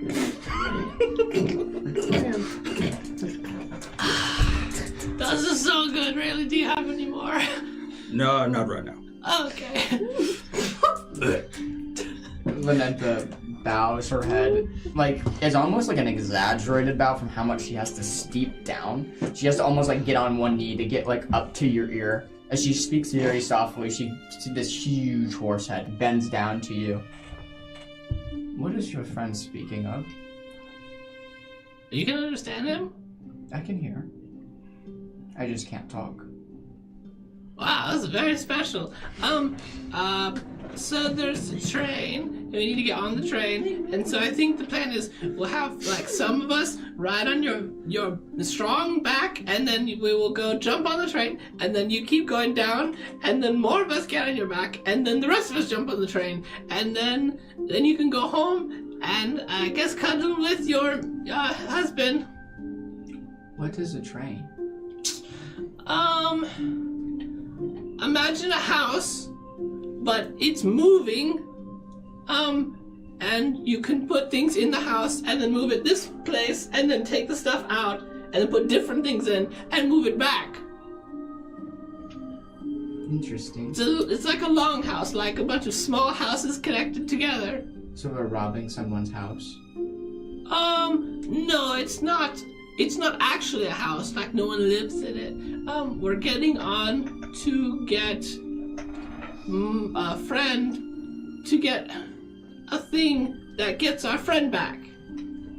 Okay. I'd like to learn more about this later. Okay. I don't know that much more about it, but I'll tell you what I do know. She kind of gives a nod, and where you were all grouped up, she kind of begins to stamp a little bit and flatten some grass and begin to lay down. and she kind of like lays down near your guys' like little campsite that you've made here in the rolling knolls, and just seeing her massive like body lay down, she's like probably 10 feet from head to tail, like and not width but length. Just very, very huge horse. As she kind of lays down, she gives a huff and she kind of lays her huge head kind of over and kind of like down into the grass, still eyes open, still eyeing you all cautiously, but just resting. I know she's not here, but can Valentine like arcane sense? Yeah, absolutely. The horse? Yeah. So the horse is intriguing because the horse itself is not inertly magical. It's just the wording I use. I'm trying to remember how I wrote it. It's not inertly magical. It's just divinely blessed. So there's a air about it that feels like magic that's not, meaning it should work against the magical coil. It's in its blood. It just possesses power from Solarf. Can she pick up like its presence? She would pick up probably the same amount that you guys are. It's just very regal, very upstanding. Do we pick up one presence or two? I would say she probably didn't get close enough to the male to get Just presence. with the female specifically. Yeah, with the female specifically, it's calm-natured, but there's a bout of skepticism coming from the female and being cautious with you all. However, she would have been able to tell that Crayon somehow has a very natural affinity to this animal for one way or another, and that Lenentha listens deeply to Graham. I sent you another message. So, is step 3 of the plan go to sleep and wait for the train? Yes. We also do you have an exit plan worked out for while we're on the train? We need to get off. No. Okay, that I think is kind of important. Is our friend here, the horse, going to help us get off, or no? Okay. We can stop the train. Just get up to the main car and pull the brake. That is one way. I just don't know how many people there are going to be on board to prevent that. But We're gonna be fighting guards anyways. yeah, I'd just rather fight as few as possible. The train does go by many bodies of water we could jump off the train without it stopping. Fast as we're moving. I would love to see you do that first, and I'll follow. See how it goes for you. Okay. He is. Is your kind? I am a frog. Yeah. I'm pretty good at jumping and swimming. Precisely. You are, but will you be conscious when you're able to swim? I probably. We'll find out, won't we? If it comes to that. I'll let you jump first. All right. Oh, fair enough. That's a backup plan, I think. Not the priority.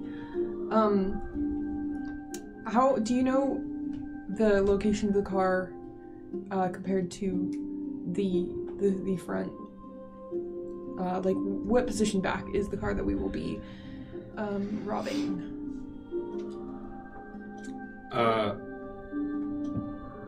Everything that we are looking for should be in the first sort of storage car. So, Sorry, So- just to quickly jump in here. Yours will be in the first car. Yours will be in a different car. The item that you're looking okay. for. Yeah, that's fine. so somewhat close to where we would need to stop the So train. yes, we need to go to the first car and the third car for the two different items we're here to get. So we do But need you said to go you to were both. going to the third alone, correct? Is that what I thought that was what your employer mentioned, that you would not need our assistance in procuring your object? Presuming that we are not met with heavy hostile force, then yes, that should be fine.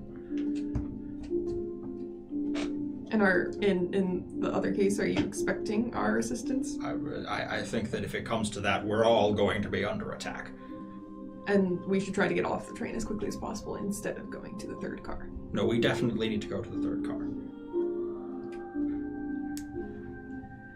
We need to go to the third car, the first car, and the engine car.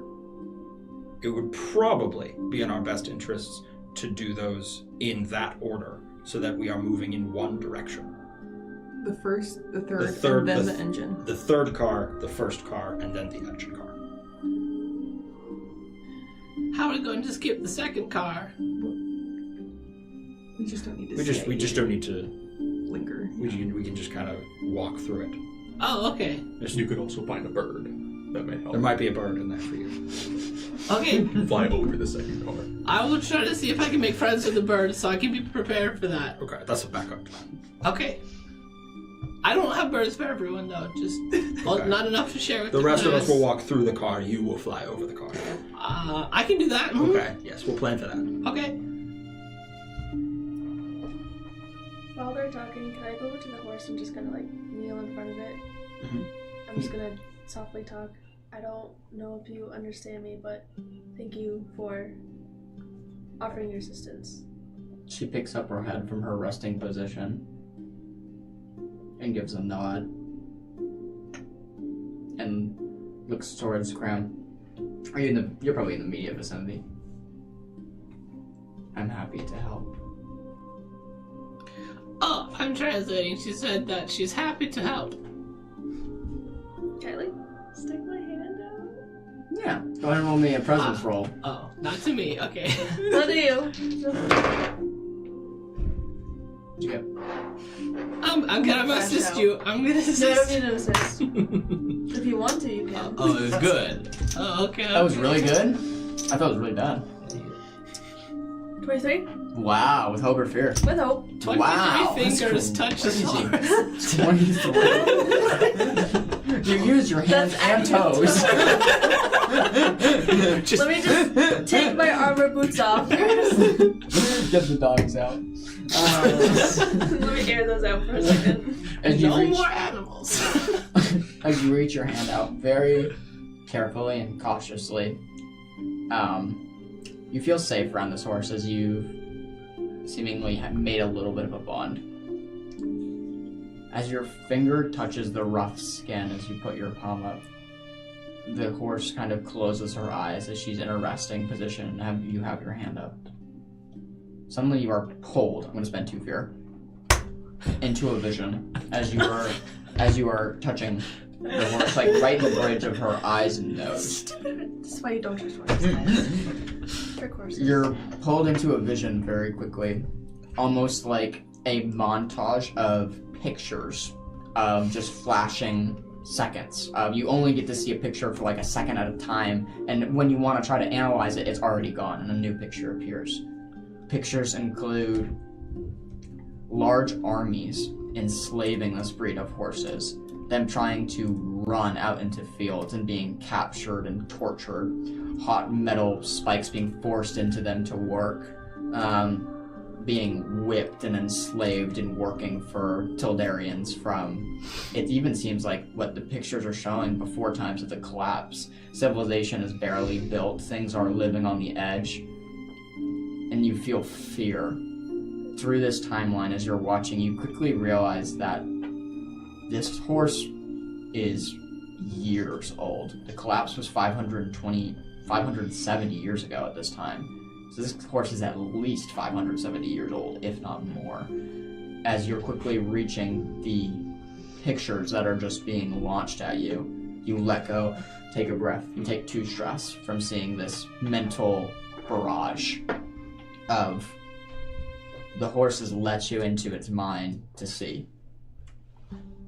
And nobody else has seen. All you will just see Ivy just take a breath and stop. It seemingly looks like maybe she has communicated with the horse as well.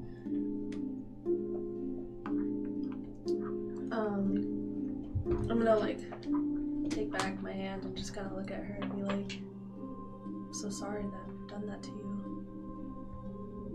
You guys seem like such gentle creatures. We don't You shouldn't desert that. And she kind of just looks forlorn. You don't have very much involvement or studies in understanding animal expressions, but there's just a clear look on Lynetha's face that looks forlorn and saddened by this, and she kind of acknowledges your presence and returns back to her resting state. When she's resting, does she seem hurt, tired? No. She doesn't. She seems tired. She doesn't seem hurt. She doesn't appear to be limping. She doesn't appear to be weakened. She does appear to be tired. There appears to be, like, there's more that meets the eye. Like, She's pregnant. doesn't... Well, if you want to make a roll, Yeah. go ahead and make a roll for that. We'll say instinct. So the first time that someone's been mysteriously pregnant. That's why I'm asking. Well, and she has a husband, so it makes more sense. Mm-hmm. True. What was your instinct roll? 15. You don't know horse anatomy very well, but in your speculation, no, she's Okay. not. She seems very old and wise, and you wonder if the years of having children are beyond her. But from that roll, from the instinct roll, there's just more than meets the eye, and there's mysteries involved and wrapped in this horse that you can't seem to ascertain or even start pulling the leads of what they are. But you can feel like there's more buried beneath the surface. She did not say anything back when you spoke to her just now. She just, I think she went to sleep. I'll leave her be. She'll stay back up and look at you guys. So, we can get up before the sun and locate your train. Yeah, when does the train leave? Like, when do we have to be on the horse and galloping? The train will leave the station at 9 a.m. tomorrow, so we should be in position no later than that. Okay. We- How we- far away is it? It's not far from here. It's like a half a day from here. And we have we're not jumping on the train right when it leaves the station. So we've got if we leave at dawn, we'll have enough time. Okay, and just to, I was not here for the whole conversation between you masterminds, but to get on the horse, get on the train, go from train car 3, skip 2, go to 1, go to the front, and then get both the things and pull the lever to get the brake to get off into the water? Basically. Okay, I haven't swam in a while. You we don't have to get off in the water, but Oh, okay. good summary. Good job. Oh, thank you. Well, don't look at me. I'm not leading the way. And you all sit there in the meadow. You guys can take another short rest, a long rest here, as there's time between now and tomorrow before you have to leave, if you want to camp amongst the meadow. Or you can begin traveling. That's up to you. I'll probably sleep. I think a long rest sounds good. Yeah, how far is it again? So half a day's travel to Funnelville from here. And Funnelville's the starting embarkation port of the train, so you need to get a little bit south of that. So it's not coming this direction. It's coming. No, it's going south. Yep. Okay. All right, Alicia. Long rest is 8 hours. It's a half a day travel. Yeah, what time? I was probably like 7 or 8 p.m. by now. The suns have set, but it's like 7 or 8 p.m., meaning if you wanted a long rest, you certainly could fit it in and get up by dawn. And, Well, could we still make it into position then by 9? oh, that's a good question, because half day's travel. Yeah. Yeah, that's a good choice. Well, the train leaves the station at 9, Mm-hmm. but where we are boarding the train is sufficiently down the track, Mm-hmm. so that like it's going to take it a few hours to get to where we're going to jump onto it. But that's still like further away than the station is, though. So Right. we have to have at least passed the station by 9. Yeah, so what I'll say there is the train makes its like formal embarkation by 9 a.m. So maybe if it's like a little bit of a ceremony that goes on, maybe that's 15 or 30 minutes late. However, if you leave by dawn or a little bit earlier than dawn, you probably can with the horse running or him transforming with both of you on horseback. It's going to minimize that time than a half a day's walk and travel. So you can probably get out in front of it.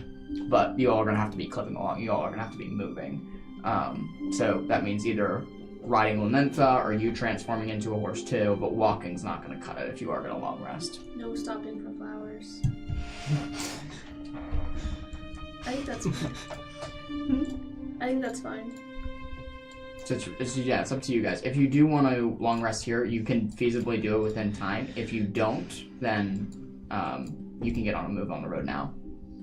Should we get into position and long rest there? Or should we rest now and just get up rather early to leave? I'm not an animal tamer, but the horse looks asleep. Sure, I guess she's sort of already made our decision for us. If we can all get up by dawn, and if we have people watching, when the sun rises, we can all wake each other up and get going. Okay, I will pitch a tent for the horse. You can pitch it. Like, what does this look like? It is like a big cloth with 2 sticks, and the horse is in between the sticks, and it just goes up and then goes down. And stick it in with sticks. How is your tiny little goblin tent big enough for the giant horse? It gets across, but it's like... What percentage of the horse is covered by the tent? If she's this long, it's like this much of it. 25%. Yes. Okay. It's a thought that counts. You hear a bell and thank you. Oh, you're awake? Oh, you're welcome. That was my tent, so is it okay if I crawl in there with you? I'm going to go back to sleep now. Okay. And she bows her head and rests, ignoring the question completely.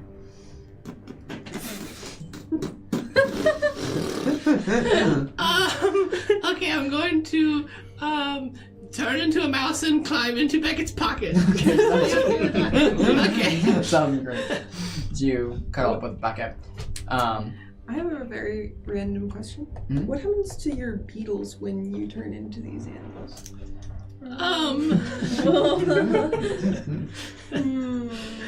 That tongue comes out. It's a very magical question, and I have yet to figure that out. I will think on it when I sleep. For now, for these multitude of transformations that he's been doing with Lanentha, and, approaching Lanentha, they have been just, around his cloth that he's kind of left behind, just staying around the hat and the cloth. There's definitely been tempting at times. You have held your composure, but you've quickly realized that it's not just one big beetle under his hat. There's hundreds of small little beetles that have followed him. And it's just so tempting to pick any one of them off, and seemingly no one would know. However, so far you've held your composure. Rodney's sipping on a seltzer. Sure. As you're kind of sipping on the seltzer, kind of side-eyeing them. They're kind of scurrying around. It's a strawberry flavored seltzer. You all begin to kind of head to bed in your long rest. You're getting ready to sleep. Is there anything anybody would like to do before you head to bed? I will be staying watch. You're staying watch? Just kind of polishing my armor. Okay, sounds good. Victor's gonna go talk to Ivy. We'll say that everybody's kind of falling asleep. He's gonna kind of deliberately wait for at least everyone to be some distance away. And wherever she is, he's gonna sit down with her wherever she's on watch. Have a moment of silence before looking at her. You know I don't owe you anything. Okay. And I'm not doing this because I feel like I owe you. I'm doing this for Valentine. Because I owe her. And she seems to want the same thing as you.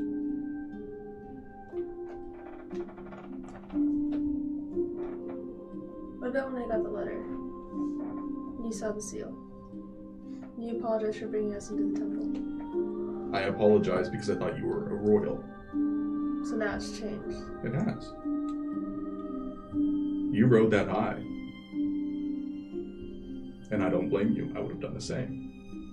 But still, I don't know you. Is that how you get by in life? Served me well so far. Has it? Oh, yeah. I won't force you to do anything or think anyway, but you're only around because Valentine is here and she's vouched for you. You don't give a mock bow. I would have it no other way. You and Valentine are pretty close. Acquaintances. You know, it doesn't take long for her to make connections, but close ones? You must have done something really good to her. We have a mutual understanding. That's all. Of life. And the things beyond. I'll never understand her. She can be hard to understand.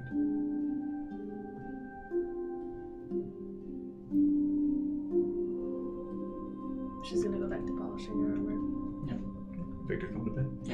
As you head to bed, Valentine lays there awake, hearing all of this conversation take place, but sitting there, motionless, silenced, pretending she's asleep.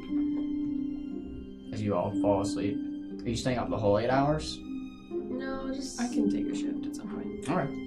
So, you want session, shift 1, shift 2? Yeah. Okay, there needs to be a shift 3. Rodney will do it. Sounds good. He also sleeps with his eyes open. I Yeah, so like that. So he's motionless, but you guys don't actually know for sure that he is asleep, but he's not Eyes stay moving. wet. Yeah. His eyes... Huh? They are wet. They don't need to stay wet, they are wet. Don't think about it too hard. They stay open. I don't like frogs. Yeah, Rodney will take the third shift and Beautiful. sort of wake everyone just before dawn. Beautiful. For the sake of your juice conversation that you had, I would say that's shift 1. So that's done. Shift 2, are you waking up back at? Yeah, I'll go over to her and lightly shake her. Mhm. Hey, I'm falling asleep. Do you mind? Yeah, taking yeah, a of shift? course. I'll take watch. Go ahead, appreciate it's synchro.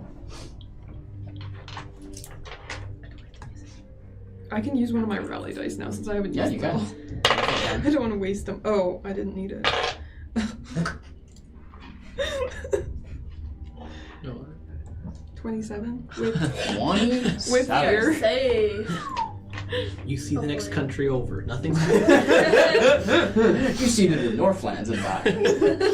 You're looking very observantly over this meadow. You see a few horses drift through, none of which are the Eclipse breed, but a few wild horses drift through.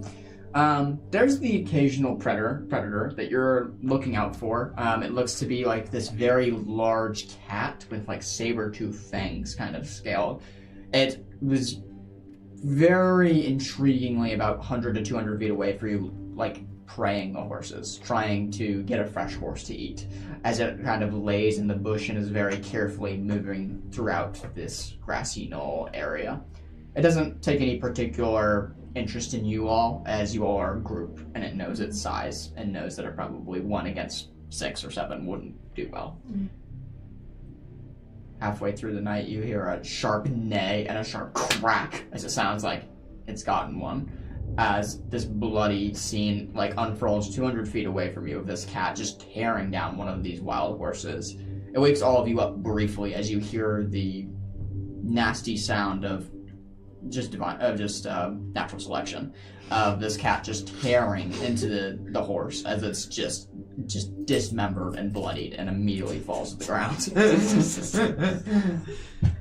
You all quickly fall back asleep, and that ends your watch. Mm-hmm. Yeah.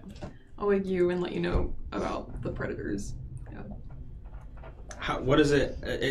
Please describe your approach to Rodney as he is. He's sort of almost like a cat that's loafing with like its legs under him, like a little cat loaf. Okay. But his eyes are open on either side of his head. Yeah.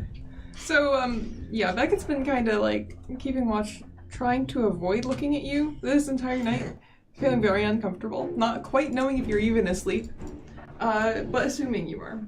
She goes up. She's very slowly, just confused. But yeah, she'll come up to you, kind of like poke you on like the back of your head or something, and just be like, "Hey."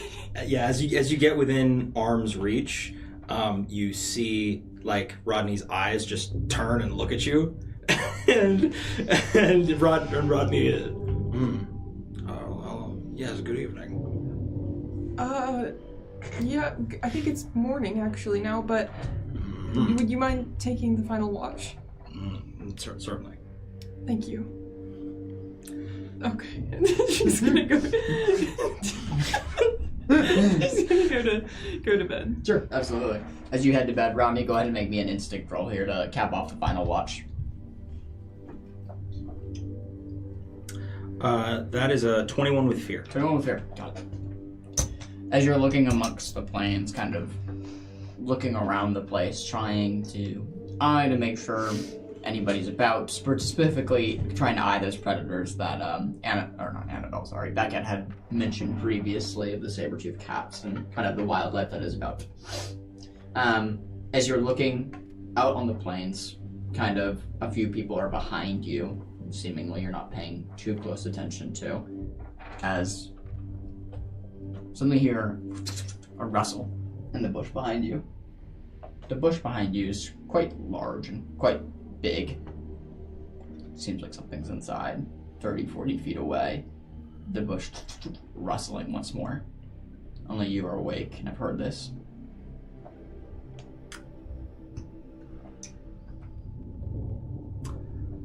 I am...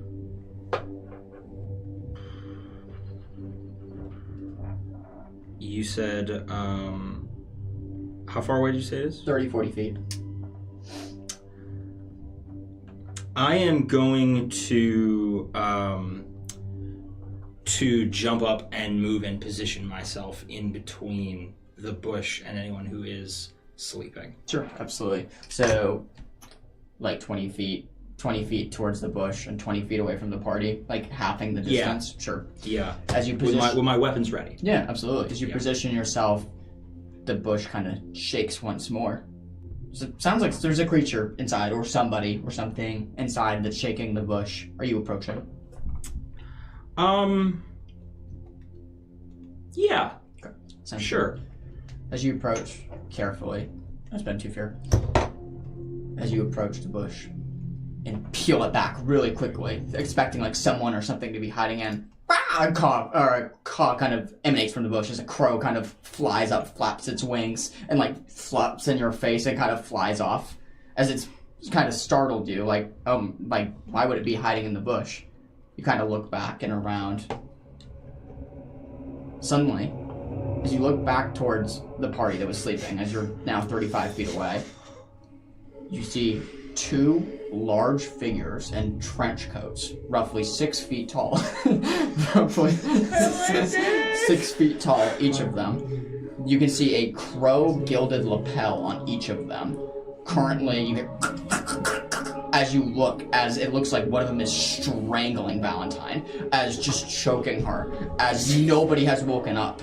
As you, 40 feet away, looking at this scene, you can see no face present from these creatures as they have their hoods up. Think like ring wraiths from Lord of the Rings is kind of the vibe that's giving. You see one of them, the one that's not choking Valentine out, have a spiked flail with a mace hanging on the end of it with a chain attached to it, and immediately looks towards you, not seeing a face. It's going to try to make an attack with its flail against you.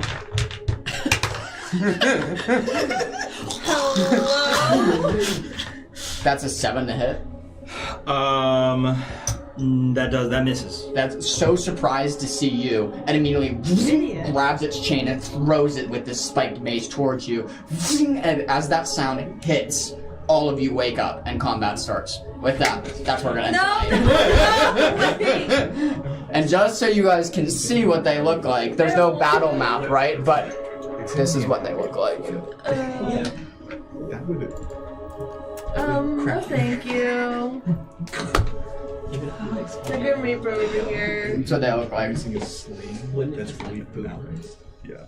It could be used like just Alright, y'all. Well, good session. Thanks for tuning in. We love you guys. Thanks for watching our session 4. We'll be back next week, Sunday. So we'll see you guys then. Adios. Bye. Damn.